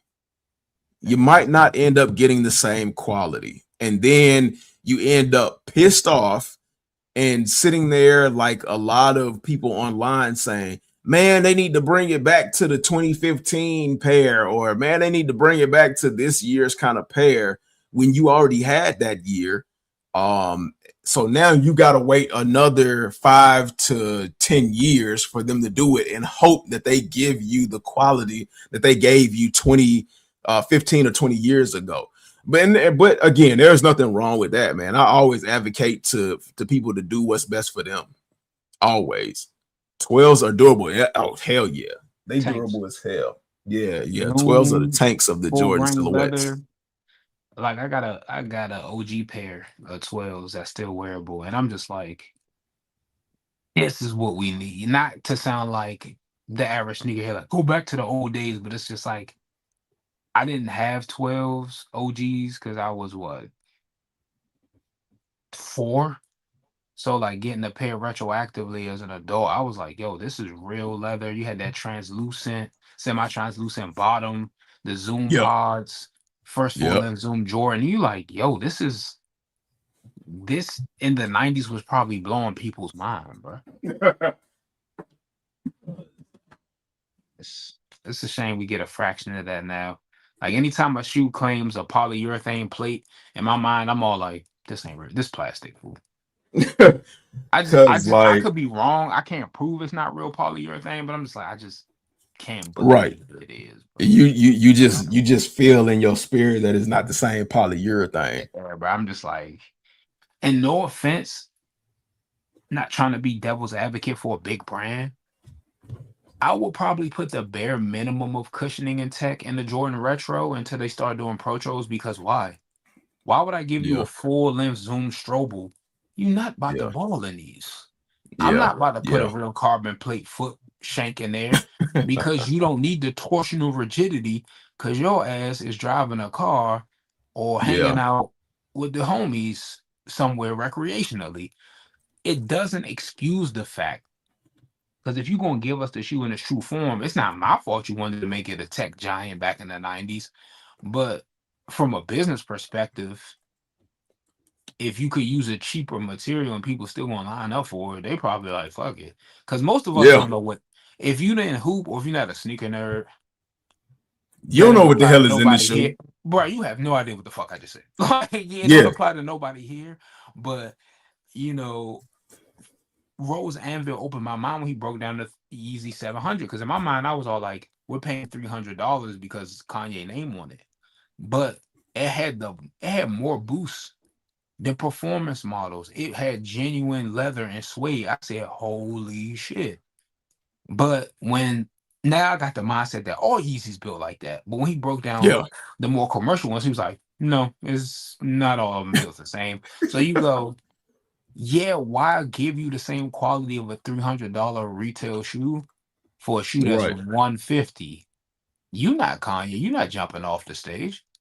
You're not producing Grammy Award winning music and you need to be on your feet for hours in the studio. So you're going to get this little boost midsole. You're going to get the look and you're going to get the fuck out of my face. And I wore these 12s every day for like a year and a half, 2 years.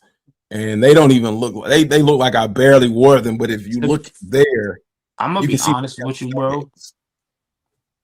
I am so burnt on that blocking on 12s. Sometimes I really got to put my mind to the test and be like, royalties, masters, Yeah, taxis. yeah, Like you, I yeah. can't like you. Be like, which one was that, bro? Because they did Right. everything but give us taxis. Then they gave us taxis, and people was like, And nobody wanted them. bro, Yeah. because burnt out, fam. They get Right. I think taxis. I'm trying to think of another retro, whether it's a Jordan or not, where Nike kept going. I think it's like that with the Total Foam Posit Max. We see silver-esque foam bulky shoes all the time. That when that foam posit finally come out, bro, I hope they don't fuck it up because people gonna be like, bro. They did that with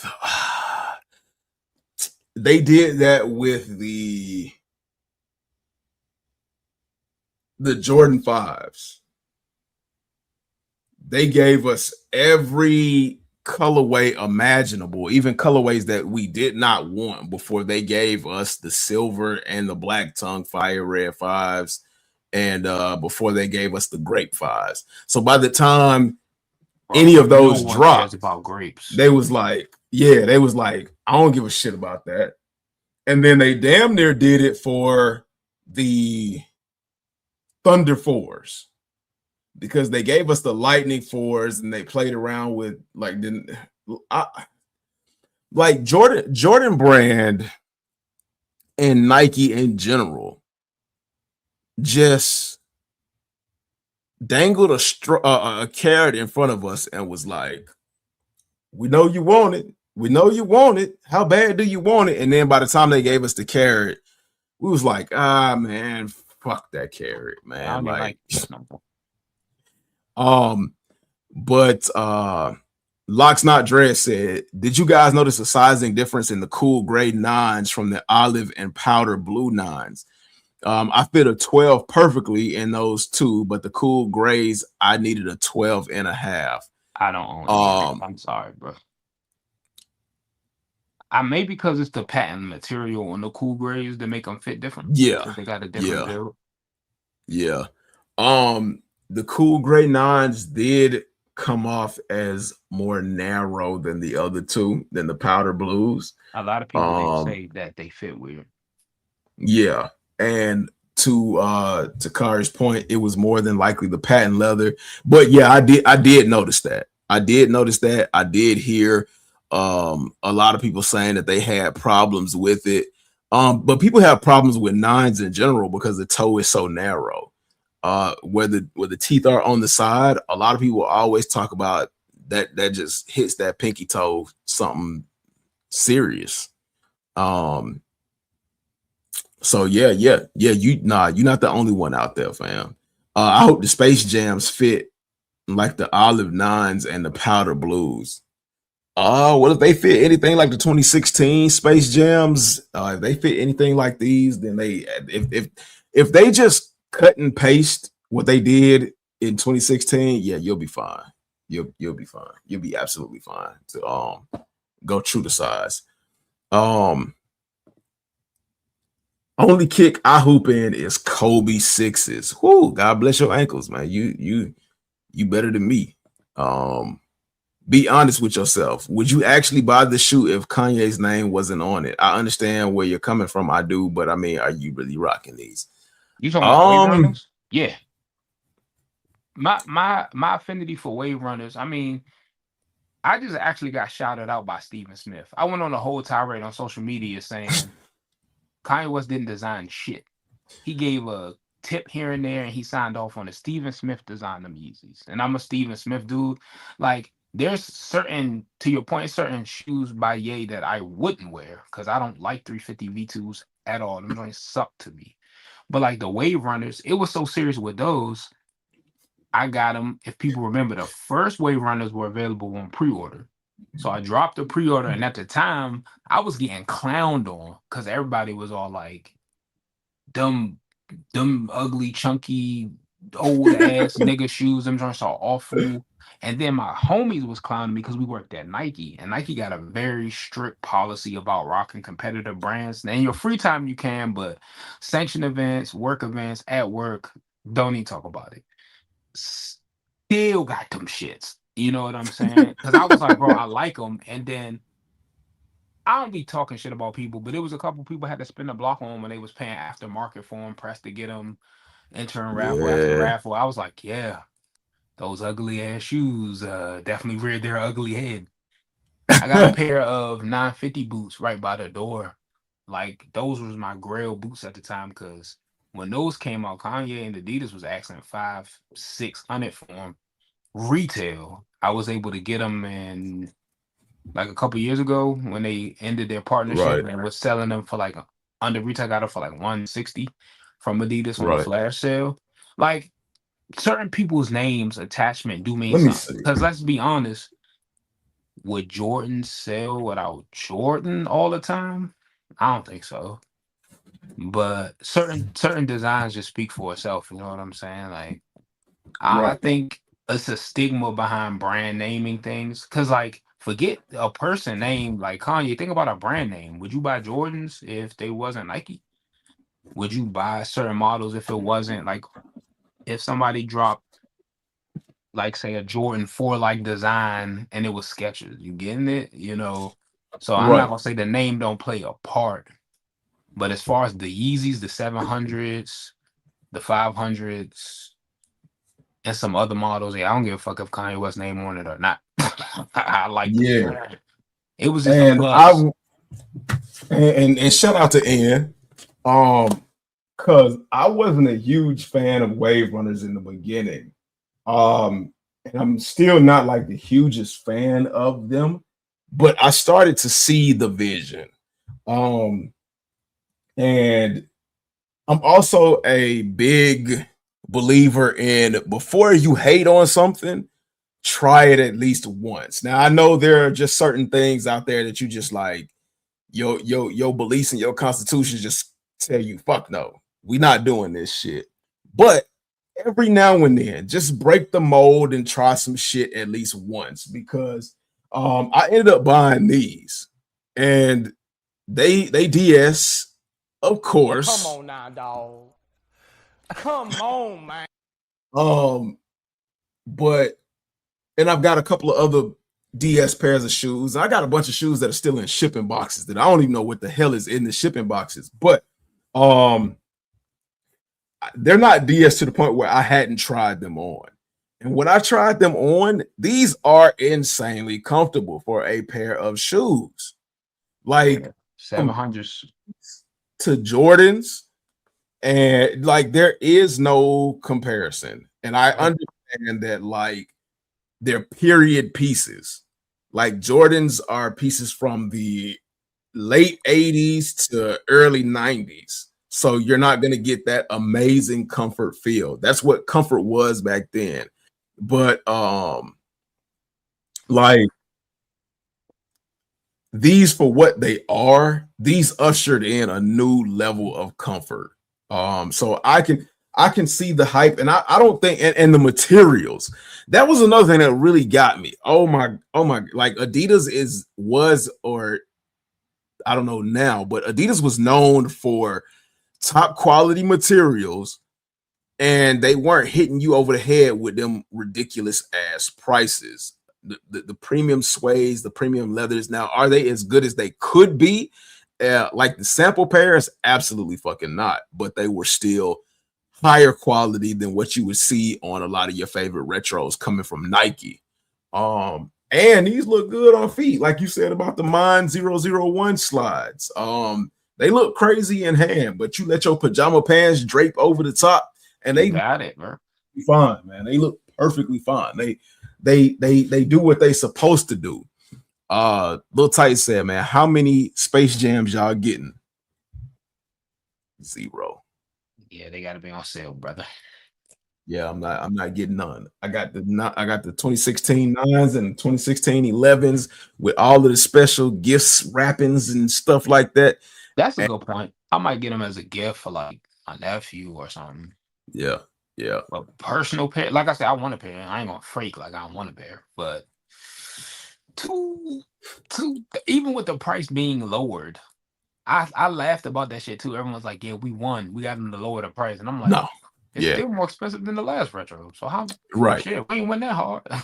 right. You're not winning unless they the same price or cheaper than the 2016 pair. The 2016 pair, as y'all saw, dropped at $220, and you got a lot more with that release than you are going to get with this release. So I mean, it's a million pair of a Jordan retro. Now I don't want to be too cocky because the Gammas did not sit. But the Gammas hadn't been seen in so long. Right. And that was the first Jordan retro of that new generation. Like the years prior, we got all the classics. Breads, Cool Grays, Space Jams, Concords. So this was the first non-OG holiday retro. And then it's an all black one too, no white midsole to distract you. And it hadn't been out in so long. The Gammas and the black hats, especially with the younger generation loving all black shoes, right? I think it'll hit different than a Space Jam retro. I was gonna say the Gammas dropped. The Gammas dropped in the year of our new Lord, the YNs, and the YNs love all black shoes. Any all black shoe and the YNs is gonna go crazy. It's gonna sell out. So that was just the all black effect with the Gammas. Hawks ATL 678 said, I'd rather cop some Pradas before I get some Yeezys. And there's nothing wrong with that. There's nothing wrong with that. I don't see a problem with that. Yeah, I don't see no problem. And he said, but it depends. Ken Vita said, I personally like the Air Yeezy 2s, but I mean, I think straps on shoes are cool. But are you really rocking Yeezys? Forget the name, forget the person. Is the shoe fire? So there were a couple of pair of Yeezys, because when I first saw them, it's just like anything new. Because that's what the initial problem was with me and Yeezys, and I just didn't that shit. That's what the initial problem with me and Yeezys was. It was something so completely out of the norm that it was more so of overcoming the shock of seeing something different from the past decade. So once I got over that initial shock of seeing something new, and I kind of like sat back and looked at it, because it wasn't hype that made me buy Yeezys. It was just simply like, try it before you say, fuck it. There were actually maybe a handful of Yeezys, and when I say a handful, probably a handful or less, that I thought were just like viable pairs of shoes, because I don't give a fuck about Kanye. Like, Kanye don't support me, I support Kanye. Like, Kanye don't pay my bills, I pay Kanye bills every time I buy something with his name on it. So like, his name don't mean a fucking thing to me. And like I've said, growing up, I was a kid that was in a different space. I was a kid that was in the space of like Legos and video games and shit like that. So I didn't give a fuck about at the time who Jordan was, because I didn't have anybody around me in my family to, talk to me about sports and shit. Like, sports for me didn't come until I was a teenager. So I also didn't give a fuck about Jordan. I knew who he was and respected who he was as a player and his name and what everybody was saying. But like, me buying his shoes, I bought his shoes basically solely off of the simple fact that I fucked with his shoes. So when it comes to shoes, I can give a fuck about a name. Like the Gary Paytons. I didn't even know who the fuck Gary Payton was. I didn't even find out who Gary Payton was until like I had a nostalgic moment and was like, I want another pair of the Son of gloves that I had when I was a kid because I love the shoes. And I went on a deep dive Google search of the name of the shoes, and looking for the shoes told me who was associated with them. But I was like, man, I don't know who fucking Gary Payton is, man. I just love the fucking shoes. So sometimes I would say for the newer generation, the name carries more weight than the actual product, which is why you see the sneaker culture in the state that it is, because the names are no longer relevant or existent, and the people that follow the names are no longer relevant or existent. But for true collectors, it's a combination, or it's one of the other. It's a combination of the name and the mass appeal of the product, or the product itself. So yeah, not for me, that's what it is. The Reebok questions and answer ones I'm copping. And that's facts. That's facts. Especially the questions. It took me a second to get onto the questions, but I definitely like the questions. I like kamikazes too, oddly enough. I'm a fan of kamikazes too. Air Max 95 OGs, yeah, that's what made me run over there and grab them. Absolutely, man. I chased these down for so long, and not only was I glad to get a pair of the OG Neon 95s, but I was glad that they did them with what they originally drew it up as, with this large bubble, because a lot of people don't know that when they first drew up the Air Max 95s, they were intended to have a bubble this big, but the tech wasn't good enough for them to make a big bubble, so they had the smaller units. And now I thought that was with the ones. No, it was 95s. I thought they changed the 95 PSI because of the manufacturing process was using a specific type of gas that they stopped using. I know with the ones for a fact. That's why they call them Big Bubble 86s, because they dropped 87 and Tinker Hatfield had a way bigger bubble, and they was like, nah, fam, that's just not even sustainable. Right. So and that's what it is. With the bigger bubble, they couldn't number one, they couldn't get it that big and it be a stable shoe. So in order to make a more stable shoe and make it more functional, they had to make it smaller. So nowadays, when they did like experimenting with the larger air units, the 270s and the 720s and stuff like that, they were able to play with the size of the air units and perfect the air units, which allowed them to actually go back with the size of the air unit that Tinker preferred and give them the larger bubbles, which is why you have like the big bubble Air Max 95s now. I thought that was only with the ones, but nah.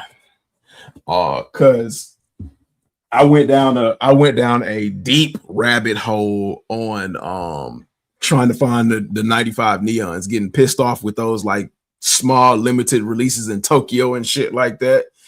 And wanting to do a video. When I did the video on the Air Max 95s with the first release, with the first re-release in like 2020, I think it was, where they did like a little small release, or what there's like 2020, 2024, somewhere around there. They did one in 2020 also. I went down, and you know how obsessive I can be. I went down a history of the Air Max 95s. And that's where I learned that one from. But yeah, like Air Max 95 OGs, absolutely. I went and got the ATL Air Max 95s. I'm a big believer in Air Max 95s. Like Air Max 95s have become like my dark horse sneaker for favorite sneaker over the last 2 or 3 years or so. Man, I've been in this house so long, man. Time is not linear anymore. But yeah, I just don't like every single colorway they do, and that's fine. But Air Max 95s, man, they got my stamp of approval. And they also retooled the toe box. So if you got a wider foot, you don't have to battle with trying to figure out whether you need to go up a half size or a whole size. Now you can just, you know, easily figure out what size you need. But again, I don't follow the hype. I rock what I like. You know that. I'm simply saying it's a personal thing. Yeah, it's personal. I mean, you know, yeah. Same for real facts. I mean, I have a personal connection because, and this is meant as a flex, but I met Michael Jordan, true story. But I mean, you're buying a pair of shoes. I guarantee people who own Jordans, don't even know who Jordan even is. Now, I mean, even though it's been a bunch of decades, even the young kids, they know of Jordan, but they don't give a shit about who Jordan is. Dude, I actually know some teenagers who didn't know who Jordan's. They knew of Jordan. They knew he existed because the shoes and just popular culture. But the Last Dance really, and that explains why a lot of the retros inflated in price, because the Last Dance did a number on Jordan's legacy in a good way. Yeah. And yeah, these are all good ones too, man. Penny twos, I had to mature in order to appreciate penny twos. Huarachi in retro, the penny two Orlando. Yeah, absolutely. Huarachi's, Fab Fives, and Bo Jacksons are tough. Now y'all gonna knock my head off of this. I like the Raiders Bo Jacksons. I mean, because it's easy to like a black and gray colorway. But I didn't really like see the Bo Jacksons for their potential until the Olympic 96 Bo Jacksons dropped. Like when they put those crazy suedes on that shoe, I was like, yeah, okay, I see it now. My favorite Bo related model, Air Trainer 3. Medicine balls or Draculas, bro. Like Spike Lee came out and do the right thing in the Medicine Ball 3s, bro. Glued to the screen. Oh man. But nah, those Olympic shoe. I still need to track down the purple pair, the new Air Trainer SE Highs, the second Olympics that came out a couple months ago. I don't even think the prices are bad on them. More than I want to pay. My local they shot up. My local spot, literally around the corner, randomly had them. If I would have came a day earlier, I would have been good. The biggest size they have is a 10.5, still sitting there. I look at it every time I go in there. Let me see. Let me look at GOAT. Even though I don't fuck with GOAT either, man. There's a lot of people that like that fucked me over in my concurrent 10 years of collecting sneakers. So yeah, like they had 200. I think the retail price, what was the retail price for these? Like 180? 130, 140.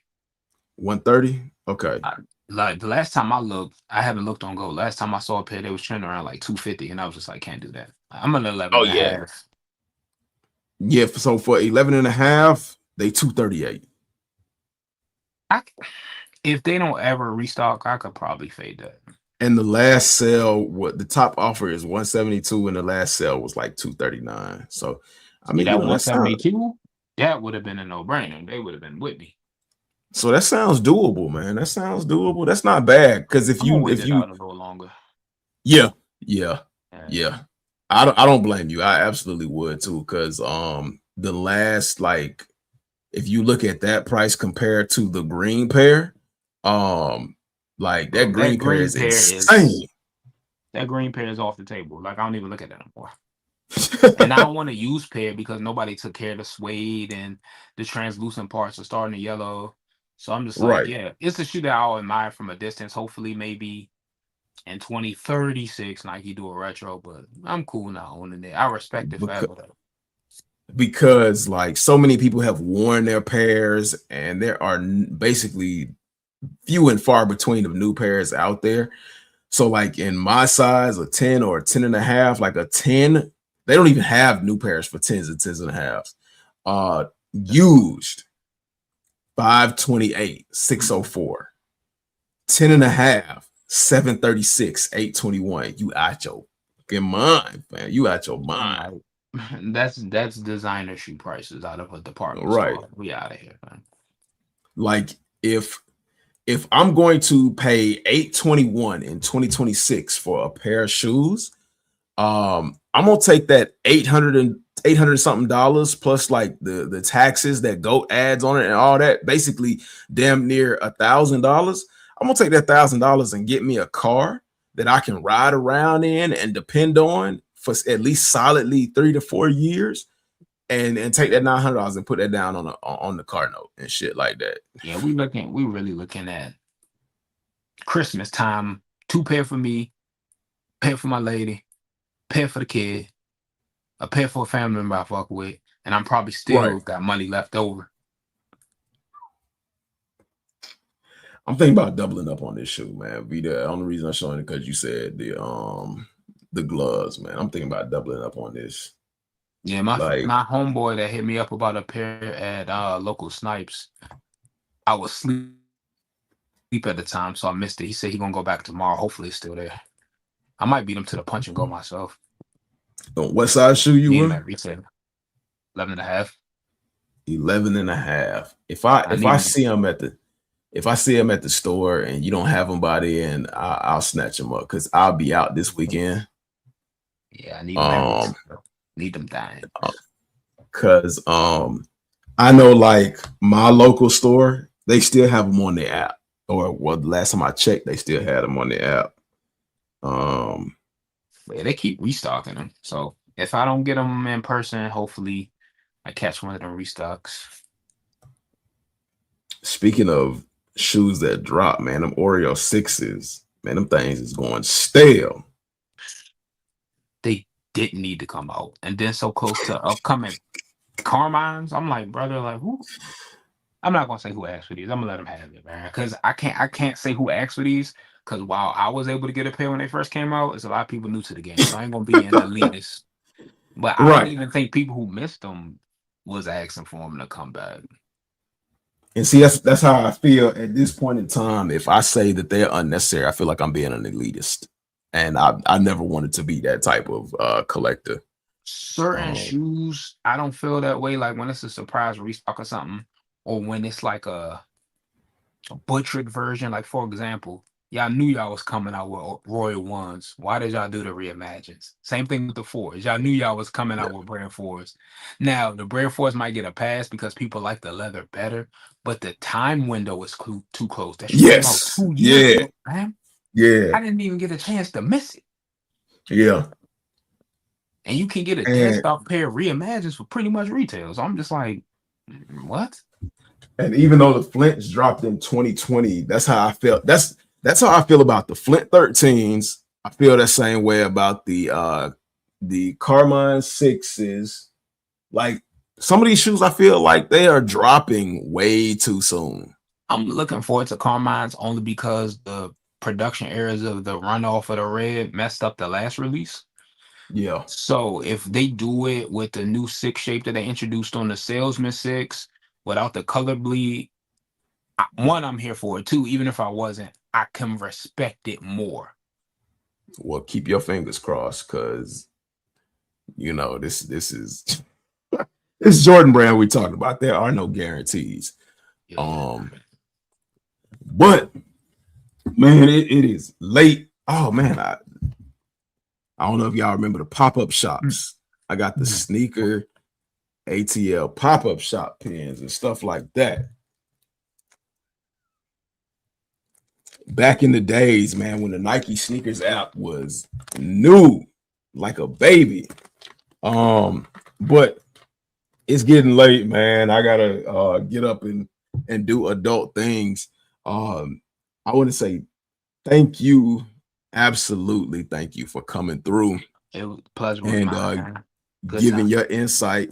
You know, it wasn't the usual back and forth sparring that we've had in the past. I'm old now. Maybe Too old for that. maybe because I've evolved a little bit and Bro, this is nothing compared to working with H. So time has softened my heart. Bless my H is heart. yeah, H is hilarious, man. Yeah. Y'all seen the up tempo 96 is dropping in a week. Nike done tweaked them. Yeah, yeah.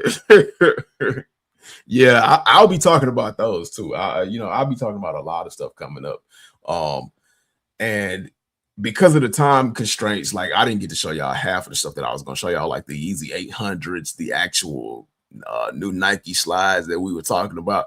It's a bunch of stuff that I wanted to show y'all and ask Kari his opinion on. But that's what happens. We went solidly 2 hours past what I normally go and do, but it was a good time. It was a great time. I'll say that, man. So again, thank you, Kari, for coming through. I know your time is limited because you got your own thing going on. And for those of people that don't know what you have going on, man, please feel free to let them know again what you up to. Yeah, guys. Starting the podcast journey. Well, not starting. We 60 episodes deep now, but we got a groove. It's 12 Hub Sneaker Podcast. It's a part of the 12 Hub Podcast Network, which also has a variety of other shows. If you're so inclined, if you want to talk sneakers or anything in general, feel free to follow my personal page, which is _shop. From there, we can link up on 12 Hub Podcast. You can follow them as well. We're on all socials, TikTok, Instagram, X, YouTube for streaming purposes, and as far as audio platforms, is Apple Podcasts and Spotify. It's a good time, man. We're a family, man, and it's growing. So be a part of that journey. Nice. I will link everything Kari said down in the description, probably in the morning because I'm going straight to bed. So it'll be on the video for you all to check out. Feel free to check out any further links that are going to be in the description as well. Thank you all for coming through, showing support. I appreciate it. Don't forget to hit that subscribe button, hit that thumbs up. If you enjoyed the live and you are using your mobile device, once you hit that thumbs up, it's going to give you that hype option. Hit that hype me up. It is 100% free on your end. The only thing it does is it pushes me out into the YouTube algorithm so that I can meet more of you wonderful sneaker enthusiasts. I don't call y'all sneakerheads. Sneakerheads is a rotten term, man. I call y'all what y'all truly are, an enthusiast of the art. And there's nothing better, man. I'm trying to build a better, beautiful community, man. Nothing of what you see in the last couple of years. But again, I appreciate y'all for tuning in. I go by the name HG. If y'all are unfamiliar with me, the channel is Homegrown Kicks. The lives are soul source because we feed not only the soles of your feet, but the souls within you with nothing but good times. Before I exit out, like I always like to say, don't forget, nothing is impossible. Fight for everything you believe in. Don't let anything stand in your way, and dream hungry. Shoes are made to be worn, not adorned. Don't follow my example. I'm my own person. You do you. Enjoy these things called sneakers because they only last for so long. No matter what you do, they only last for so long and they can only bring you so much happiness. Enjoy the time you have. Once again, thank y'all for tuning in. I love y'all. Have a great night. Have a wonderful week. And I'll catch y'all later. Peace.